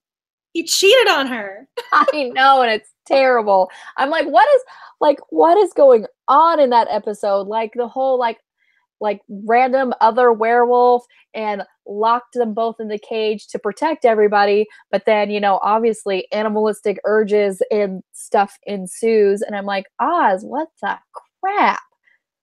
I was debating this question because obviously we're both in the same Buffy and Spike camp. But when I started thinking of the other characters, Xander left Anya at the altar. So I am not putting them as my one true pairing because that was I can't get over that one. And then I was wondering about Giles and Jenny Calendar. I was wondering, are they a true pairing? Because she lied, but he loved her so deeply and he was so devastated by her death. I was curious if they counted and qualified. I didn't know what to do with that relationship. So true. So true. Eagle-eyed Joyce and Giles. That the one, that was funny when Buffy was reading their minds and she heard that. That's oh my gosh. No child should ever have to hear from a parent. Just putting that out there. Yeah, that's fantastic. That is fantastic. The Halloween episode, yes. I think we have Julian Grace, right? She says she loves the Halloween episode. That was one of my favorite episodes, especially because Buffy is supposed to be this hard kind of, not hard, but, you know, kind of this strong, independent woman. She's supposed to be the slayer. She's supposed to be so capable. And so when she wanted to be feminine and realize this isn't, you know, we've evolved past this kind of old school. I thought that was a great point of reference. I don't know how y'all felt about that, but I loved the way she realized, no, I don't want to be this dainty little, you know, sideline character. I like who I am and I accept myself now. Exactly. You know, like she wore that costume just because she wanted to please Angel and like, oh, I want to be like the kind of girls that he knew back in his day. And, you know, I like changing herself for him. And I'm like, no, girl, be you, be your strong, independent self. I mean, she looked beautiful. I mean, Sarah Michelle Gellar could look beautiful in a trash bag. I mean, she's stunning. Oh, yeah, the fantastic. wig with the hair, the outfit was gorgeous. But I just thought it was so well done, and I loved how it was implemented and how it was acted and carried out. Of, you know, no, I'm fine as I am. It's one Absolutely. Of the grass isn't greener. I've learned my lesson, and it was fun to see her also play someone so innocent almost. I mean, because usually she's the one tackling, you know, fighting, and so it was an interesting kind of juxtaposition of the strong Buffy versus this dainty Victorian girl. So I love it. Plus, it's so much fun to see just the craziness with, you know, the cat costume with Cordelia and, oh, why didn't she change? There's just so many great lines. I love it. Absolutely. Caroline reads, I'm still salty that they said Willow was a lesbian rather than bi. I agree with that. I agree with that. 100%. I agree. Yeah, I agree with that as well, just because I guess when people like the later episodes, you know, they're just full like full steam ahead with the diversity and everything. They kind of just forget like she did have this other relationship, and like as being bisexual, that's still like diversity, but they are really proud about having that kind of aspect in the show. And you know, and that's kind of like one of the reasons, you know, why, you know, Joss Whedon wanted that in the show, is because they told him like, oh, you know, take that out, you know, don't have that be a part of the show. And he's like, no, I'm going to fight for this. And that, you know, that doesn't belittle her other relationships, you know? And so definitely like, I agree with that statement 100% as well. See, I think you kind of hit the nail on the head there. I think it's so important to have diverse casting and diverse storylines. I think that's great as you know, for writing in Hollywood today, especially. I mean, I think Buffy was a pioneer, but the problem with this is it does sort of undermine her relationship with Oz, and that's never really addressed. How they never have a moment where she said it never felt right. There was always something off. You don't have that, and so it's almost as if they did kind of change her character course, and it was different. It didn't. I mean, again, I loved her with Tara. I thought they were such a cute couple. I was rooting for them. When Tara died, I was very upset. And then Willow went crazy. That's a whole separate issue. But yeah. No, I felt like it kind of went from Willow and Oz and then Willow and Tara. So I do think maybe how you categorize her as a character, that was where things kind of got a little wonky. I mean, I think her relationship with Tara was such a great point of the show. I think they did a great job having her fall in love and develop characters, like develop the feelings there as the characters. I think they did a great job with the storyline. But absolutely. I do think it was interesting how they never addressed her relationship with Oz, but how all of a sudden, like that was it. Right, exactly. I agree. All right. Next question is favorite quote. I think I already beat me for the apocalypse. If the apocalypse comes, beat me. But I also liked the reference to Google. Buffy had the very first reference to Google on television. So I'm saying the reference to Google. Just Google it. And then Willow has Google to explain what Google is. And it's miracle that this is documented. And so I'm saying the reference to Google with Buffy. That is fantastic. That's great. What is your favorite line from Buffy? My favorite line is actually it's like it's kind of long, but it's kind of like a monologue. It's when Angelus is talking about passion of when I was going for like the short, cute, sweet, but like no, I love that. I love that. That is just it's just spoke to me like so much, and I kind of want to find it just so I can Just like this is in season 2. For those of you who are curious, this is the episode we were talking about earlier when he's being crazy with the stalkery tendencies when he's sketching and he's killing fish. And I also just saw the comment pop up about you're also salty about the Willow thing too. They make it sound like a switch you can flip. That's true, that's what I was trying to say before. I mean, it was interesting how it just kind of became a different characterization. There was no kind of organic in-between stage almost where she said something with Oz felt off and then moved on from there. No, it's interesting. We're all kind of agreeing on that same kind of component. I'm trying to find that quote. Sorry. No, well, Nicole's looking. If you guys have favorite quotes or you have favorite couples, who are your one true pairings, and what are your favorite quotes from Buffy? Because I think there's so many great ones. Even my favorite, this is a random one, but I always kind of enjoyed Buffy when she had her pop culture references. And so she referenced Willy Loman one time when they had to sell the chocolate bar. She says, "Oh, I guess they expect us to go all Willy Loman." And I thought, oh my goodness, that is a great literary reference for high school making. And I just loved that. I mean, she's making reference to Death of a Salesman, for those of you who didn't catch the reference the first time. But she's making this reference. I thought, this is awesome. I love this. I love fast-paced dialogue. So I'm curious if you guys have any favorite quotes and stuff and anything else. Any thoughts? Because this passion quote is worth finding as well. Yeah, I have it. It's just, it was on Goodreads and it's making me log in. I'm just like, can I just read the quote? Okay, so the quote is, passion, it lies in all of us, sleeping, waiting, and though unwanted, I can't say that word, it will stir, open its jaws and howl. It speaks to us, guides us. Passion rules us all, and we obey. What other choice do we have? Passion is the source of our finest moments, the joy of love, the clarity of hatred, the ecstasy of grief. It hurts sometimes more than we can bear. If we could live without passion, maybe we would know some kind of peace, but we would be hollow. Empty rooms, shuttered and dank. Without passion, we'd be truly dead. And I just thought, that is just so amazing. That is so great. So beautifully written. I know. It's just, oh my gosh, it was just so poignant, so powerful. Just like that one sentence in there just saying, without passion, maybe we would know some kind of peace.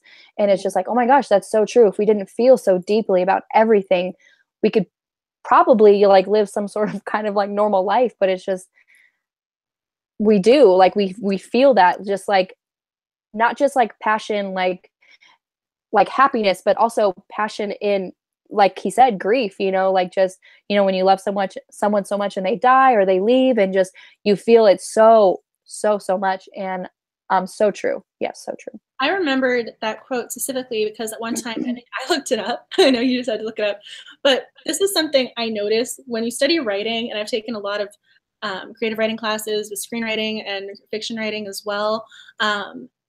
So one of the things you always come across is how writing for fiction versus writing for screen, and how dialogue is written differently, and the same thing with voiceover narration and everything else. And this quote, it doesn't matter if it's written down in a book. It doesn't matter if it's said out loud. It's just such a beautiful phrasing, and it's written and then delivered so eloquently. It's just, it doesn't matter if it's, for me, it doesn't matter if it's spoken, if you find it online. It doesn't matter where you find the medium, but that quote itself is just so beautiful. I thought that you chose a great one right there. I was going for the fun quirky. You went for the hardcore. This is the poignant, deep, touching. I was going for something fun in my heart. You went the complete other way with that one, but that is such a beautiful quote. I love it. We'll just go for broke at this point. Yes, one true pairing. I just saw that. I think we can tell. I was going to say, I'm pretty sure you can guess my one true pairing. Well, I know it's not going to be Buffy and Angel. That much Buffy and Angel. I know it's not going to be that. Buffy and Spike for Julian there. No. Yeah. Yeah, definitely. If it's anything other than Buffy and Spike, I'm going to be very, very surprised for you. Caroline reads, so many great ones, but I love basically every Anya quote, especially, well, thank you for the generous life-saving. Now please go away. I love Buffy's lines to Dawn in the season 5 finale as well. One of my favorite with Anya's was the Monopoly. Can I trade the children in for more money? Yes, fantastic. It's one of those one-liners where you kind of want to know, as the writer, how did you think of this? Where did this come from? How did you come up with this? Fantastic. I mean, no, seriously, how did you come up with that one line? I really, truly want to know. Also, she says, I love Buffy's lines to Dawn in the season 5 finale. Yeah, in The Gift, where she's telling Dawn, like, the hardest thing in this world is to live in it. And God, that's so true. And it kind of just ties back into passion, how you just feel everything so deeply. And it's like, yeah, the hardest thing in this world is to live in it day by day, feeling all these emotions and just trying to get through it, do the best you can, you know? That season 5 finale, it doesn't matter what point of the episode I start watching, I cry every single time when Buffy delivers the lines, the voiceover narration, when she jumps, the end shot when she's lying there and you see fall. I bawl my eyes out consistently every single time. And her dialogue is what I think really gets that point home. And that's why I think I cry consistently. I mean, I cry at the end of season 2, but then that season 5 finale, it's just, there's a downpour. Oh my gosh. The most heartbreaking of that episode is when Spike like falls to his knees and just starts bawling at the sight of her dead body. I know we're all Spike fans, so yes, when he falls down, I think that's when I just kind of go, oh my gosh, like he starts really bawling. Yes. And then when you pick up in season 6 and he starts saying how he feels responsible, your heart just breaks. Yes. And I think one of the reasons why is like, yeah, because it is so heartbreaking, but also like seeing men, for me, is seeing men in that kind of vulnerable position, like actually showing emotion like that, it really gets to me. Like any film, any like real life, books, anything, like having men break down and cry in front of me or like just anywhere is just so heartbreaking, just because like my own father, I probably see my own father cry one time. You know, and it's kind of like he was like the big, strong, macho dude and, you know, didn't really, you know, show emotion. So when you see a man, you know, just break down like that, it's just like, oh my gosh, it's real. Oh my gosh. I mean, again, with the acting, that's one of the things about Buffy is I think not only is it a great show, not only do they have great dialogue, but the acting. I mean, James Marsters did such a great job when he fell to his knees. I mean, it is acting, but I believed him. Absolutely, yes. Like your true love is laying there dead and you're alive. You're left with your miserable life for like, and he's immortal. So like literally the only thing, you know, he would just have to escape that would just be, he'd have to stake himself, you know? So it's like, oh. I just saw Eagle Eye's quote, out for a walk. And then he realizes he has the extra finger. He's like, yes, I'm going to tack this on now. I love that scene. Yeah, she's like, what are you doing out here? And then he starts to explain, and then she's like, 5 words or less, out for a walk. Bitch. I just love it. Like, wait a second, I have a finger left over. I'm gonna tack on something right now. So great. I love his dialogue. He's got great one-liners. He does. Very, very witty. Caroline reads, same, so many tears when she leaps. Also, the body kills me every time. Yes, yes. We were talking about that earlier. That's the episode. No music, no release, no nothing. Just the end of the episode. Just complete despair the entire time. Yes. Well, what was the other Spike quote? I don't want to misattribute this, but it was, what humans are walking happy meals with legs. That was yes. I just love when he teams up with Buffy in trying to defeat Angelus in season 2, and he was just like, I kind of want to save the world because I live here. You got everything you need here. It's like you got, you know, walking happy, like you got lots of people, you know, walking happy meals with legs, and I just thought that was like so real. Like a lot of the people are like, a lot of heroes are like, why do you want to save the world? Why do you want, you know, like, and everyone's like, oh, it's the right thing to do. And Spike's like, no, I live here. And all these people, they're my food. Like, that's why I want to save the world. Like, so real. So real. Yeah, and the next question for the tag is, who's your favorite villain and least favorite villain? I never really considered Spike a villain. I never thought of him as a villain of any sense. So when I was looking at this question, I thought, he doesn't count. No, he's his own little character. He's like an anti-hero. Yeah. Who is your favorite villain or least favorite villain? And Yeah, chime in the comments. My favorite villain would have to be, it's a toss up between the Master. I love the Master so much, and also Glory. I really enjoyed Glory. I like the actress. I really enjoyed her. Those are the two I wrote down. Those are the two. Because my least favorite, I wrote down, well, technically I wrote down 4 of them, but technically one of them has a question mark because we also talked about this earlier. So Willow, because I didn't like the Willow villain, the Yeah. mayor, Oh Caleb, God. Caleb slash the Furs, and then I did not know how Faith factored in because I wrote down the mayor, so I put a little subpar like Faith question mark. So those are my top choices. Yeah. Also, the trio, Jonathan, Warren, and Andrew, I thought they were like the most ridiculous. Yeah, I don't know if they counted for this question because, I mean, they never really did anything. And Jonathan, I mean, he gets killed. I mean, spoiler alert, Danny Strong there, he goes down. And then Andrew comes back as sort of, they're just hostage, but I was gonna say comedic relief. I don't know how to categorize Andrew because we all love him in the comment section as well. So I didn't really even. This is one of the things about Buffy I think is kind of fascinating, is nobody's a cut and dry character. Right. Nobody's a clear cut anything except for maybe the Master and the First and people like that. But you got people like Andrew and Jonathan, where how do they fall in the spectrum? Right. Good writing. Yeah, the writing. Yeah. Also, another really great villain is Caroline Reed just said I loved Angelus as a villain since it hit so close to home. Yeah, he was just because David Boreanaz is such a great actor. Yeah, Angelus was a great villain. I told you season 2 was my favorite, so clearly I agree with you. Absolutely. Lady Gizmo in season 7. How about Spike and the Hellmouth? I want to see how it ends. That's a good quote. Yeah, it's also very touching, and how he came such a long way from when he first appeared in season 2. Ironically, not a fan of Dark Willow, and the trio was incredibly ridiculous. They were. That's what I mean. I don't even categorize them as villains because I don't even think they count. I don't know if they count or not. I mean, they tried to, but I mean, they were just so off the beaten track. I mean, we had Adam or whatever you want to call it. Oh God, Adam. Monstrosity. We have these demons, we have vampires, and then all of a sudden you have 3 nerds in a basement. It just didn't make sense to me as the viewer.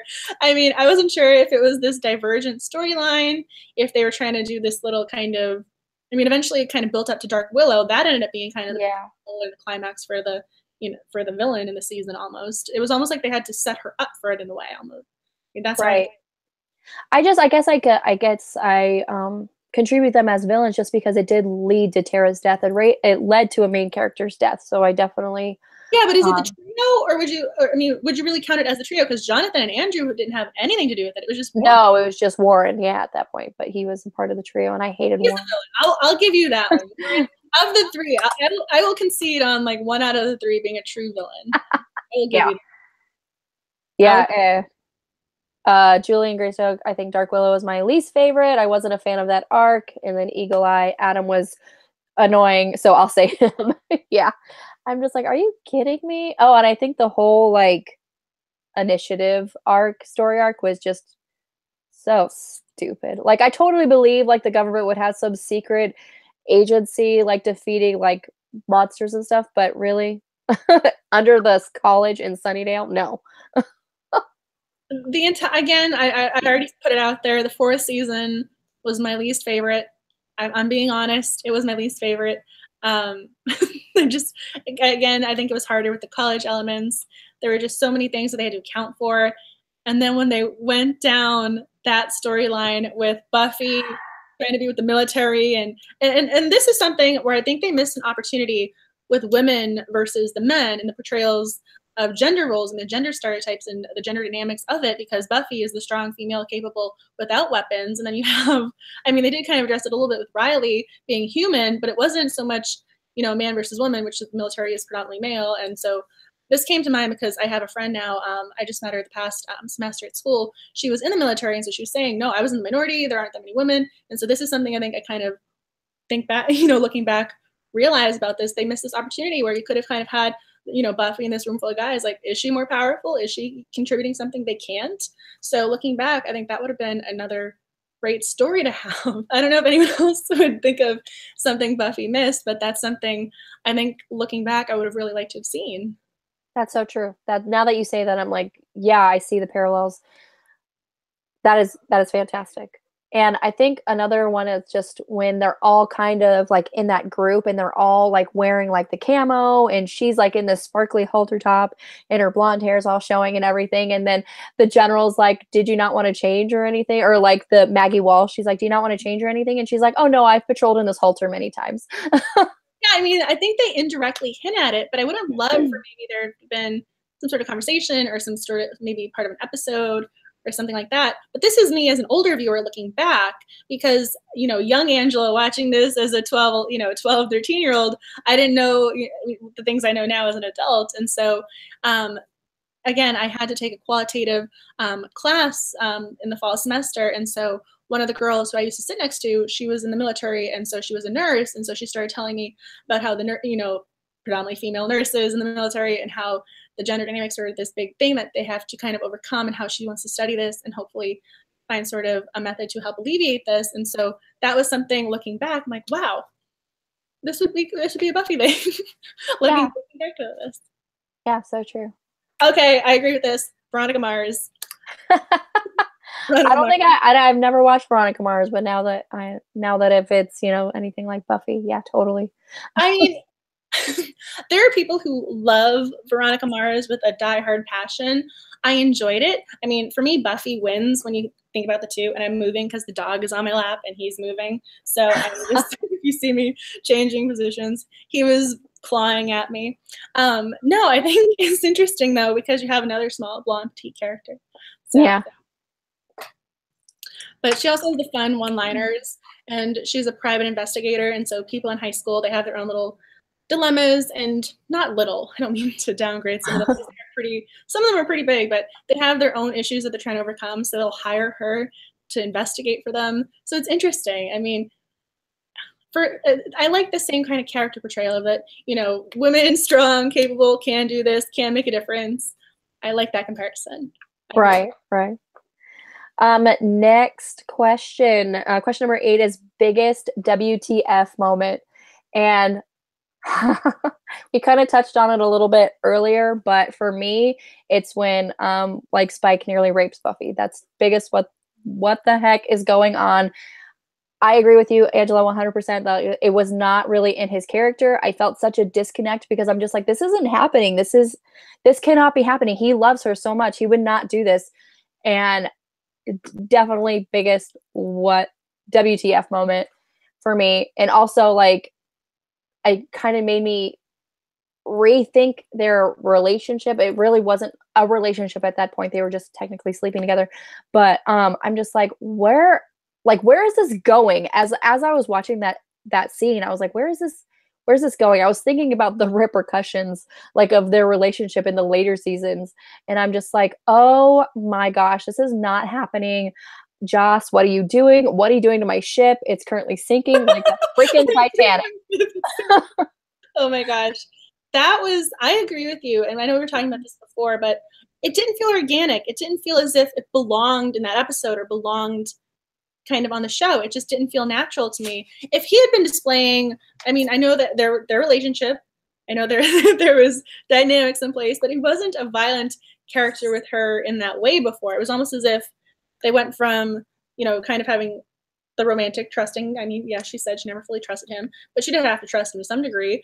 They went from this one element to all of a sudden now this is it. There was no in between. I agree with you. My biggest the question is, what is I don't want to, biggest WTF. So I'm not just saying that, that's the question. What is the biggest WTF moment? Mine was when Xander left Anya at the altar. Oh yeah. Yeah. True. I know. I was just like, are you serious? But the whole episode, you're just like, what is the point of this? What is he's having, obviously he's having cold feet. Marriage is a big step, but and it seemed really real. His visions, with the guy taking him back, it seemed really real. I get it. It's very scary. But then when you find out that he was just doing it to make sure that they didn't get married, or just, to get, and that just kind of, and he still didn't go through with it after that. Like after he found out that it wasn't real, that, you know, that wasn't going to happen, he still didn't go through with the marriage. And I'm like, what the heck? I mean, I totally think like that would not happen. You know, I feel like after he's like, okay, I was just tricked by this demon guy. Okay, let's get married. Let's do it, you know, but no, that didn't happen. I thought that was really weird.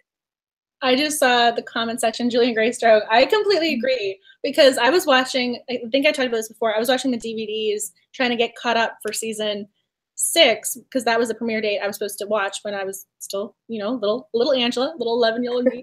And so I was watching the DVDs trying to get caught up and I thought I missed something. Like maybe I missed a season or I lost a DVD because all of a sudden you go from season 4 to season 5 and they both yell mom.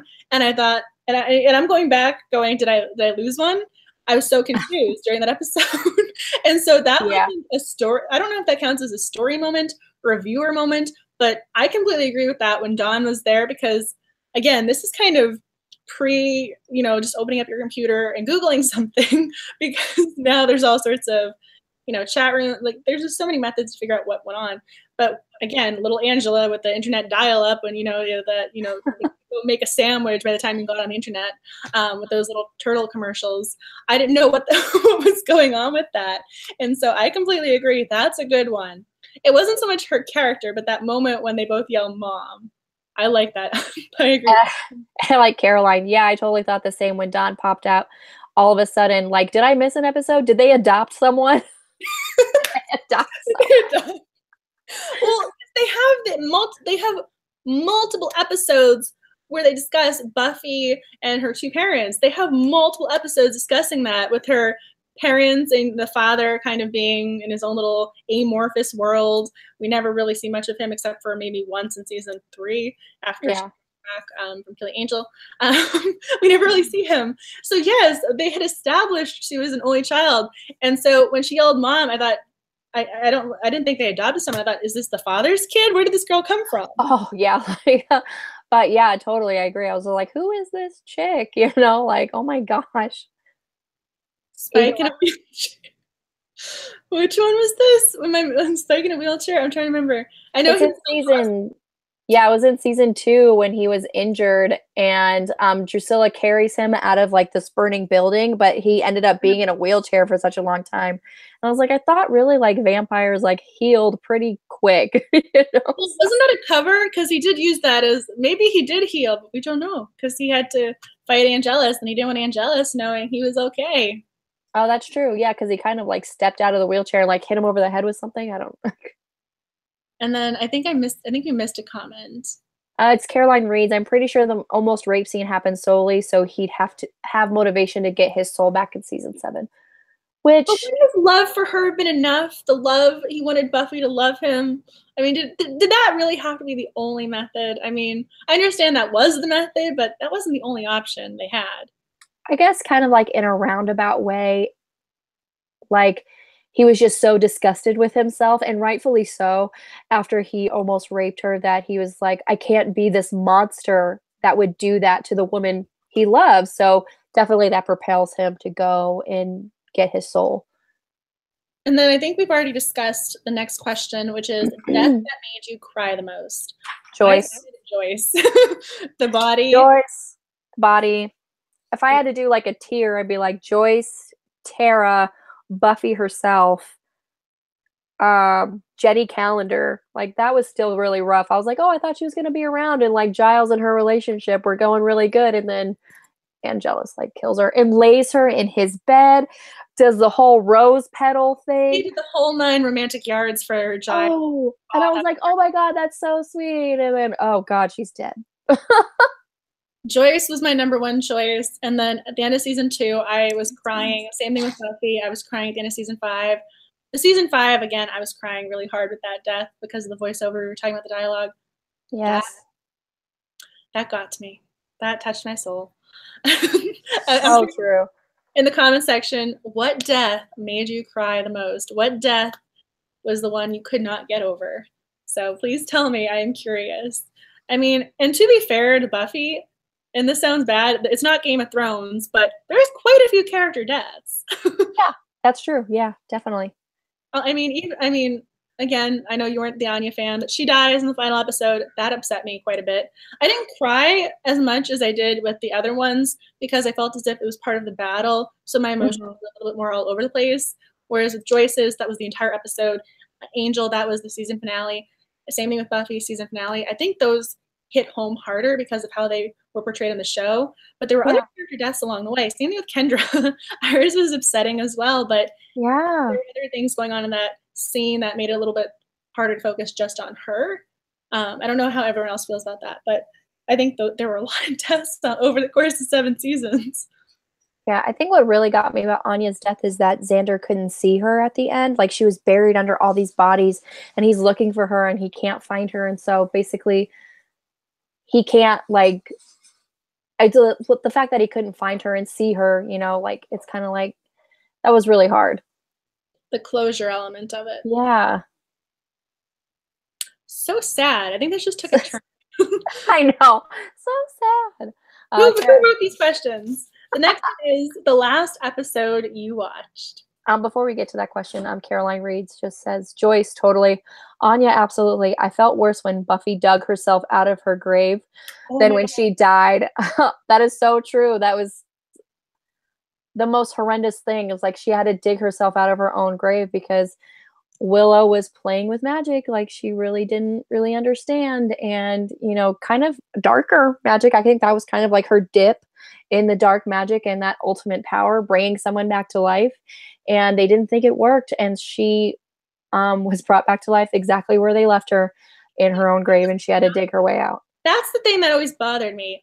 They somehow managed to find this one rare vase with this weird deer god creature that they had to kill for the blood of, but they couldn't figure out they needed to dig up her body. I mean, when Buffy goes patrolling, that's something that comes up. The vampires have to come out of their grave. This isn't a new concept. So right, exactly. That I totally agree. I'm just like, that's probably like one of the first things I would do, actually, is like, as you're preparing, you know, dig her up, you know, like if you are anticipating this is working, okay, so you're going to bring her back to life. And then when you find out she doesn't magically appear next to you, like, oh, she's in the ground still, we might have to dig her up, you know, so she's still in there. You know, it's like, come on, guys, think this through. I mean, Willow, you're supposed to be smart, for God's sakes. I think she was thinking like maybe she would just magically appear out of her grave next to her, like, voila. I thought that as well. But my question is, that didn't happen, so why didn't you think there might have been another option? But also, there was a body. She didn't go into the hole. It wasn't as if she jumped in to that kind of portal at the end and just vanished. She was right lying there on the concrete. So it wasn't as if she disappeared and they were hoping this would just bring her back from sort of an abyss. I mean, she actually had a physical body. Did they expect her? I mean, again, I know this is probably a little nitpicky, but what were the expectations? I mean, she was down there as a skeleton. You knew this. You buried her. You got her. You had that. You got her tombstone. You were ready for her to be in there. Yeah, that's so true. Like you're bringing her essence back. You're bringing her back to life. She has to go somewhere. She has to go back in her body, which is still in the ground. Like, what were you thinking? I will admit, I also found it really touching that Spike was the one who wanted to take care of her, and he's the one who realized what happened. That yes, when Dawn fixes her up, oh my gosh, that's also really poignant to me, when Dawn is putting her in the blouse and she's trying to figure out what happened and clean her up. And so that entire kind of interaction from when they find her to bring her home to realization, that entire sequence is very moving to me. And then when Spike takes her hands and he's looking at the knuckles, I think in the comment section you're all Spike fans, so I'm sure that's something that touched you as well. Yes, that was really touching. And he counted the days, like, since like she was dead or she was gone, and I was like, oh my God. Oh, so true. Okay, this is the other thing. This is going to be nitpicky. If y'all haven't seen Angel or watched his show, there's an episode after Buffy dies. He goes and fights these ninjas to just kind of get it out of his system, but then he moves on. Spike is there watching Dawn. He's trying to help the Scooby Gang when he can. He's counting the days. This is why I'm in the Spike camp when it comes to relationships. Exactly. I didn't see Angel mourn Buffy like Spike did, you know, like, and even, you know, after she's brought back to life and they still kind of revisit the relationship, you know, in season 7, where like she has that whole cookie monologue that I hated and I didn't get. I'm like, why you gotta be cookies? Like, why is Angel get the cookies? Like, what's going on with Spike? You know, like, why are you having this monologue with Angel when you just totally whatever? I was mad about that. But so some mini rant in the middle of my, but yeah, when in the episode of Angel where he kind of like, yeah, like gets over it pretty quickly, you don't really see him mourn Buffy's death, even though that's supposed to be the love of his life. And I'm like, I don't think so. I don't think so. That's what I mean. When you start to actually look at the details of the two characters, it's very easy to figure out why I'm in Spike's camp. It doesn't. Yeah. I mean, yes, Angel might have given her that Irish clatter ring, which I had to go buy a clatter ring after that. But I mean, girl, same. Technically, my last name's Hart. I mean, I'm English Irish, so my father bought me a clatter ring because I'm Irish. But that was one of the reasons why I was so excited when I got it. I was thinking Angel and Buffy. I wasn't thinking Irish. You're like, Hart. Yes. Sorry, Dad. I know he's not. That's fantastic. But seriously though, when you start looking at Angel and Spike and just looking at the comparisons, but when she died, I think that's more indicative of how they probably felt. I mean, Angel was how old? So maybe he felt as if she was not a blip on the radar, but she was part of his life, and now he's going to just keep living it. So. Yeah. Comment sections blowing up. Lady Gizmo says, I felt bad for Jonathan and Anya. Didn't cry, but felt bad because I liked those characters and the body was a good episode. I did not feel 1 ounce of sympathy for Jonathan. Honestly, I didn't. I mean, yeah, he was a good character when he gave her the umbrella for the high school, like class protector and stuff. But when Jonathan died, honestly, it was after the whole trio, after Tara died. And I'm just like, I hate all of you. I was at that point where I hate all of you. And Jillian Greystoke, I haven't watched Joyce's death episode in a long time because it hits me way too hard. That's probably an episode I'll watch if I want to cry. Like there's just times where you just want to cry, so you're just like, what's gonna make me cry? This episode will make you cry. Eagle Eye, yes, when she dug herself out of her grave, OMG, and she walked around all night, hunched over and scared to death, no pun intended. That's so true. She was so disoriented, like she couldn't really see right. We later learned that she attacked her. They attacked her. I was so upset with that. I mean, I know they're demons and the whole soul issue is already a factor, but they attacked her, and I was just I was so worried about her, and she just died. I'm thinking, oh my gosh, they can't kill her again on me, because again, this was little 11-year-old Angela in the same episode. As Max, he pops his little head in. Hi, Max. He's looking. Hi, Max. Yes, hi. It's like people are saying my name. He does this whenever I'm on Skype. He doesn't understand when people are talking to him versus talking to me. Yeah.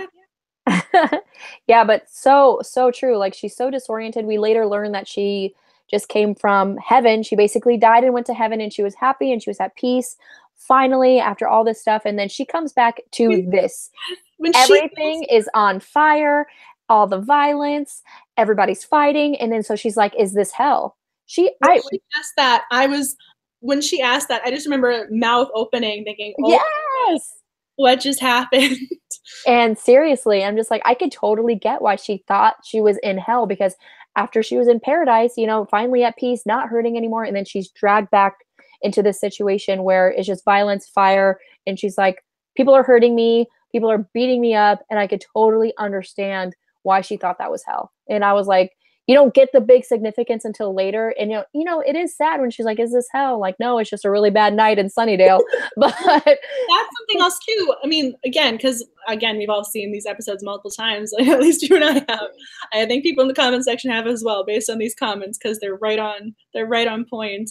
But when you look back on that and you realize she was in heaven, I think that's interesting foreshadowing. I mean, they must have been trying to plant those little seeds of, she was in a better place, and now all of a sudden it's harder for her. So that moment, although like it breaks your heart in that scene, it also has significance when you think back, when you go, oh yeah, this isn't what you signed up for, is it?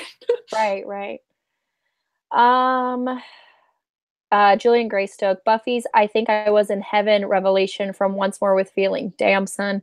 Yeah, totally. That song where she's like, give me something to sing about, because at this point in time, like, she's just going through the motions. You know, she, like, her first song in that episode, she's like, I'm just going through the motions. I'm doing what I'm supposed to do, what my friends think I should be doing, but I'm not happy. I'm like, I was happy when I was finally at peace. And just, yeah, that revelation, like, I think I was in heaven because I was finally resting and finally, you know, not in pain anymore, not fighting every day. And yeah, it was very, very heartbreaking.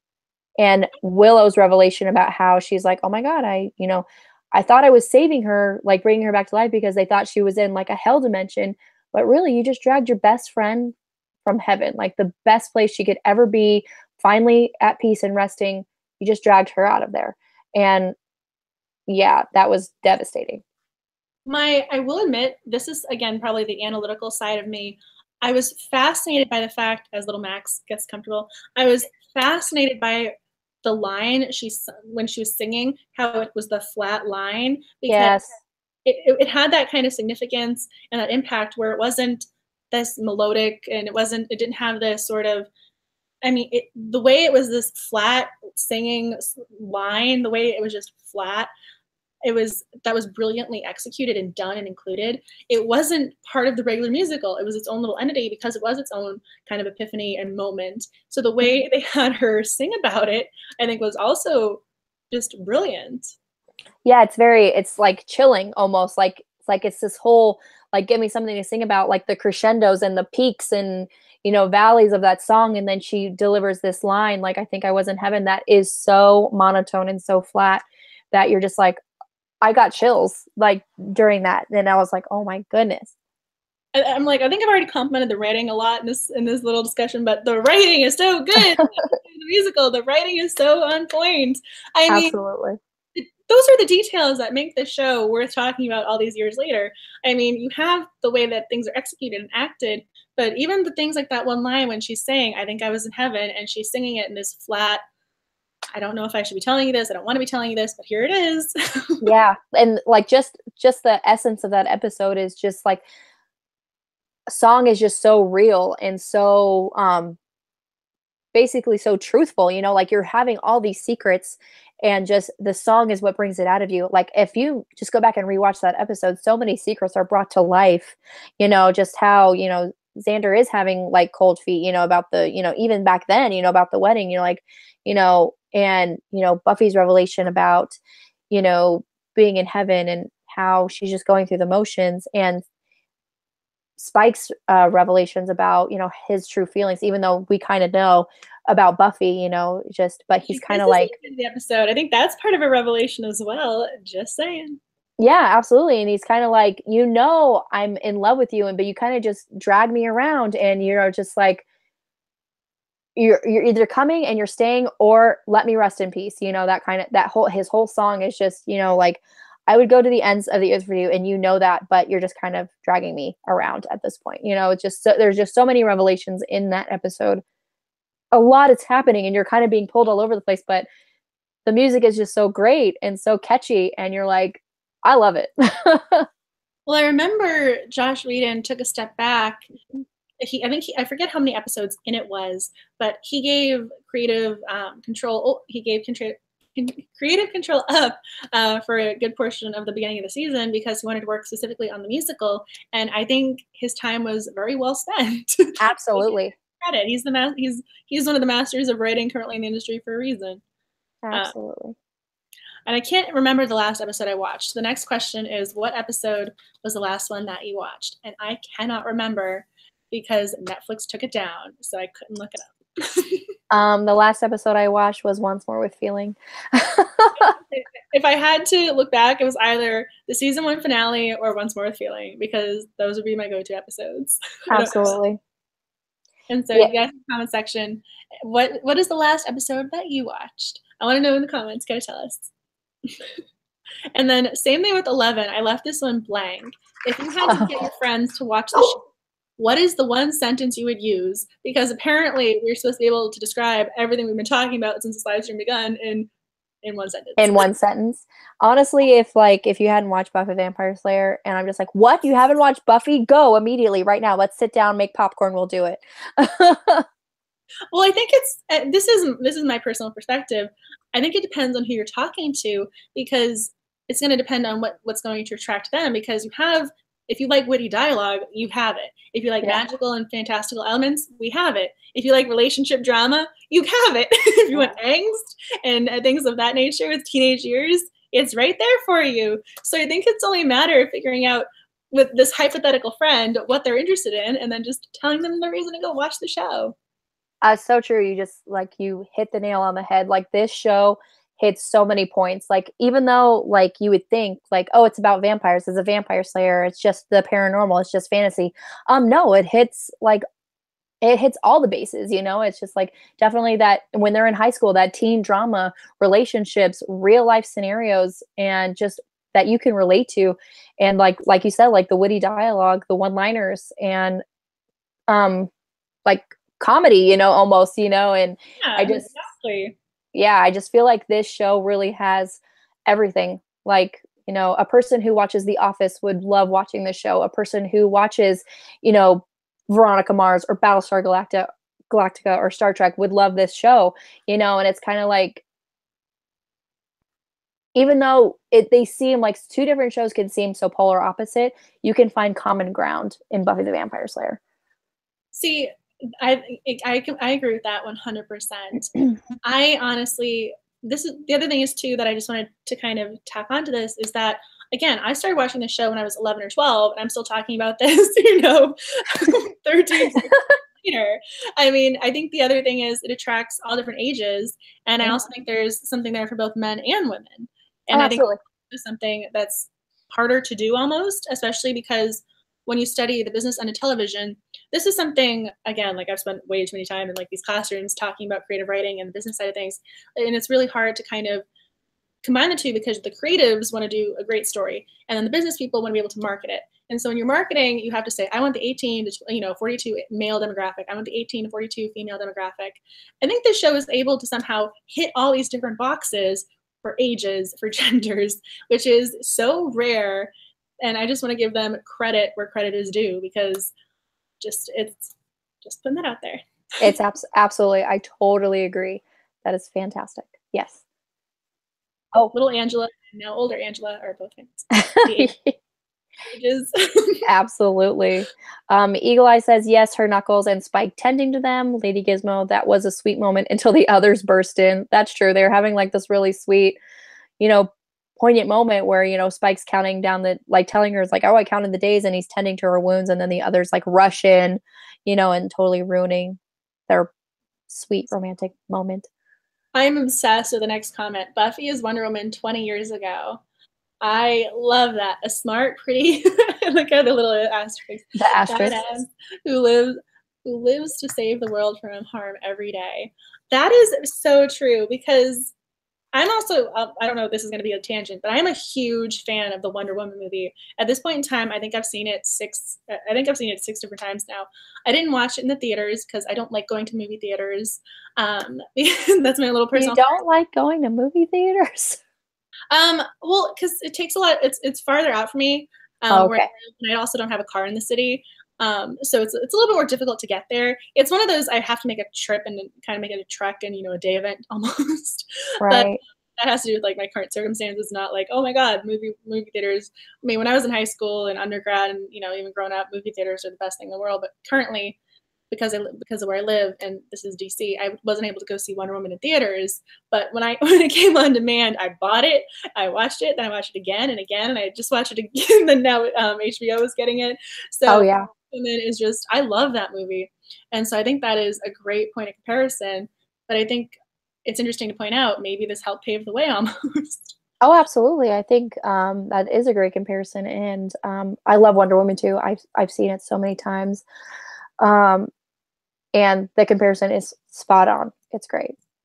I mean, there's a scene, and this has nothing to do with the movie. Well, I don't want to say nothing to do with the movie because obviously it's in it. But there's that scene when you have little Diana and she sees all the female characters learning to fight and they're training, and you see the women on the horses and they're battling one another. That scene, I was like, I was in tears the first time I saw it. It had nothing to do with the art, character arc, nothing. It was just so moving to me to see all these strong female capable characters. I loved it. Yeah, absolutely. I totally agree. Lady Gizmo says, I can't believe it was 20 years ago. I was late in catching up on the series, but 20 years ago seems like a blast from the past. Yeah, that's so true. Like when I watched it, live, basically, when it was on television, it just, is it me or am I the only one that still thinks like the 90s was like 10 years ago, even though it's like getting to be. The only reason I know it's not is because I'm adult now. That's the only way I know it wasn't. Right. But, it's like every time I think of the 90s, like, oh, it was just like 10 years ago, when really, no, it's actually nearly 30 years ago. So I'm like, oh. Well, I have to admit, this is my own little, again, when I do pop culture studies, so I have a reason to go back and rewatch so many things. But I love the music because it's not like a Backstreet Boys, NSYNC, Britney Spears, Christina Aguilera. When you go back and watch a lot of other shows that are 90s based, or every decade has their own songs and artists that they always portray, Buffy went a completely different route. They went kind of indie almost. Yeah, I was just about to say like indie. Yeah, we can't describe the show in one sentence. I'm calling this the antagonist. Not capable. It's not possible. But I do like the Wonder Woman 20 years ago. I do like that. If we're gonna choose a sentence, I'm going with that one. I agree. We'll go with that one. It's fantastic. So do we have anything else we'd like to talk about when it comes to Buffy? I could talk about Buffy all night. You're like, no, we're gonna talk about Buffy. Like, even though we just spent the last, 2 hours talking about Buffy, I feel like I can talk for 2 more hours about Buffy. Oh, no, I'm just curious if there's something else we want to discuss. The people in the comment section want to chime in and tell us their thoughts about Buffy and characters, or any of the tag questions or additional questions. Just type away and comment away. That's what the box is there for. Yeah, because that's basically that's the last of the tag questions. That was it, so. I know, I was like, I could talk about the music, the costumes, the writing. I mean, there's just so many things you could consistently just keep talking about when it comes to Buffy. Absolutely. And my hair is doing this weird thing where I have these little pieces and they're driving me nuts. You look great. Oh, thank you. I don't know what's going on. I have these like little pieces that kind of grew out. I had bangs at one point that, when I say not bangs, but the pieces, they just drive me nuts today. This is how I usually wear my hair. I came straight from work, so it's like, this is how I wear it. Lady Gizmo, good night, ladies. You were amazing. Thanks for doing this live tag. Have a great night. Oh, bye. Bye. Thank you for watching. Oh, a little dog. Like, who are you saying bye to? Yes. Bye to people. Do you want to say goodbye to Lady Gizmo? Oh, is a cat picture, I'm pretty sure. The little dog. The cat picture. Yeah, I don't know what's going on. His little sweater. As you can tell, he's groomed. He has no more fur. So he's so cute. Hi, Max. He's the camera. Yeah, he's looking right at me. I feel like he's eyes locked. He just heard someone out in the corridor. Whoop. Yeah, he's been on my lap this whole time, in case anyone's curious. He's been right here with me. That's fantastic. My dogs kept coming in and out, and sometimes they would come. Well, your dogs can't fit on your lap. Not just the puppy can, but he doesn't like. He likes to get down and play and with the other dogs and all that stuff. And we've established there are no dogs in Buffy the Vampire Slayer, so we're giving you bonus content. Right, exactly. The puppies are always bonus content. I'm pretty sure, I was going to say, I have at least half of my subscribers are there because of Max. I'm pretty sure. And it's great when you're talking about something and all of a sudden everyone in the comment section is just like, your dog is so cute. I'm like, yes, I know, it's great. But it's so funny when the comment section start talking about Max. And the thing is, I don't take offense. I think first of all, just people are watching my channel, but two, I'm his mom, so I'm just like, oh my gosh, thank you. You love my baby too. Thank you. Yeah, like, so true. So it sounds as if we answered the tag questions. Yeah. Nobody else is commenting with their thoughts on Buffy. Yeah. Do we have final thoughts or final questions, comments, any points of interest that we want to just address? I love that we did this. It's so fantastic. I just make me want to just go and watch the show now. Well, so the only place I found it was Amazon, but it's not on Amazon Prime, so you'd have to spend the money to buy the season, because I wanted to watch the premiere episode before we did this tag, but I couldn't find it anywhere to stream, although granted, I know it inside and out, so I really don't need to watch it. Instead, okay, so I'm pretty sure my eyes looked bloodshot when I first started doing this video, because HBO has all the Harry Potter movies now, so I just watched the 6th Harry Potter when Dobby died, so I was crying before we did the tag. Because Dobby's death scene is one of those death scenes I will never get over. Yes, so true. Oh my gosh. Somehow I went from wanting to watch Buffy to watching Harry Potter. So, I mean, both good options, but still very different. I mean, I looked over there because that's where my TV is. So I'm like, that's where I was earlier with my Harry Potter movie. So, looks as if nobody else wants to chime in. All right. Looks like this is a wrap. I know, it almost feels as if I wish there was another Buffy tag so we could keep going. Right. Think of some more questions, quick.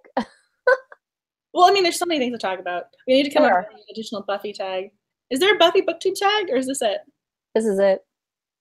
I feel like there was another Buffy BookTube tag, like a book tag video. We can create one. And then Buffy Tag 2.0.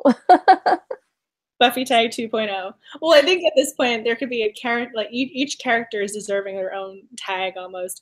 I mean, I could entire video just talking about Spike. Oh, yeah, absolutely. Absolutely. I'm so down for that. Apparently so is Max, because he just nuzzled into me.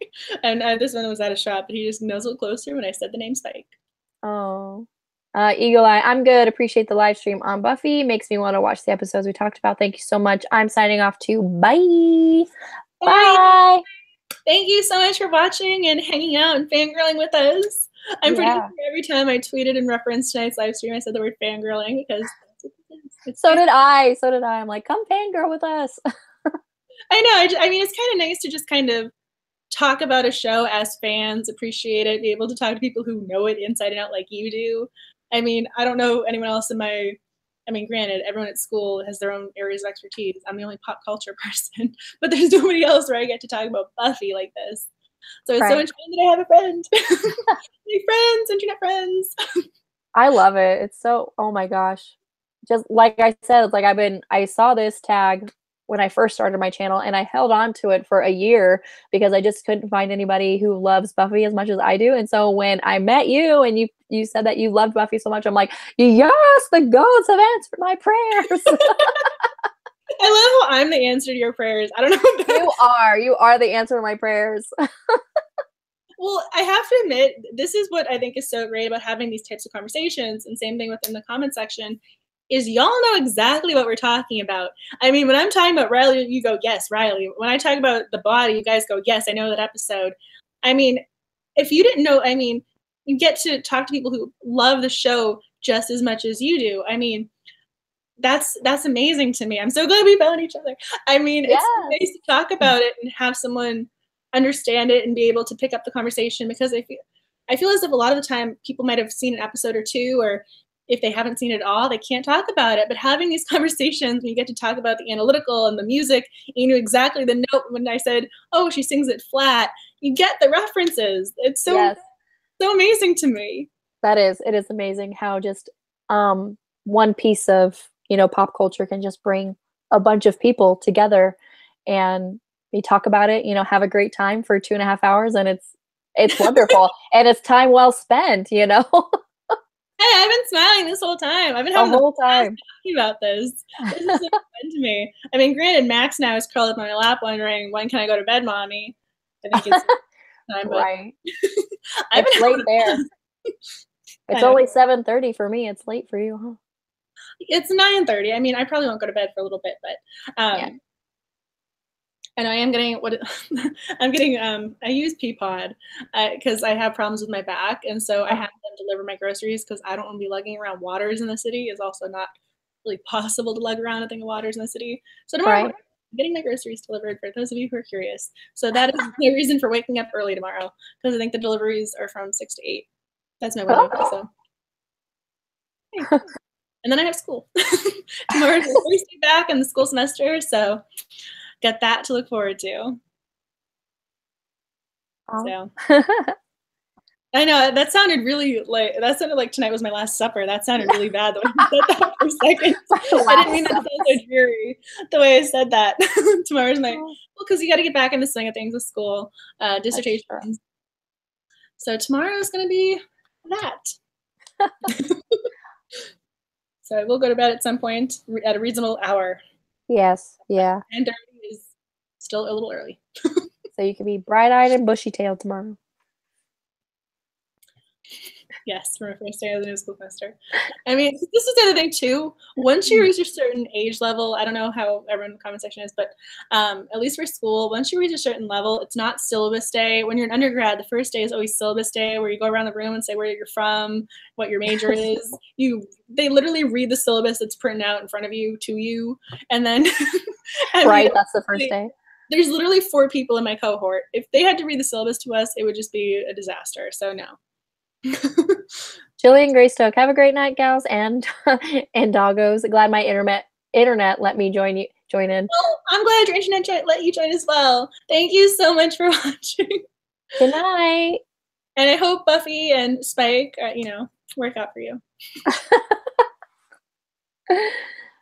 I know it's probably time to call it quits because it seems as if everyone's been with us for a while. So thank you. For everyone who's been watching. You guys are amazing, and it's so nice to find fellow Buffy fans. I wish we had more to talk about and do this again or something.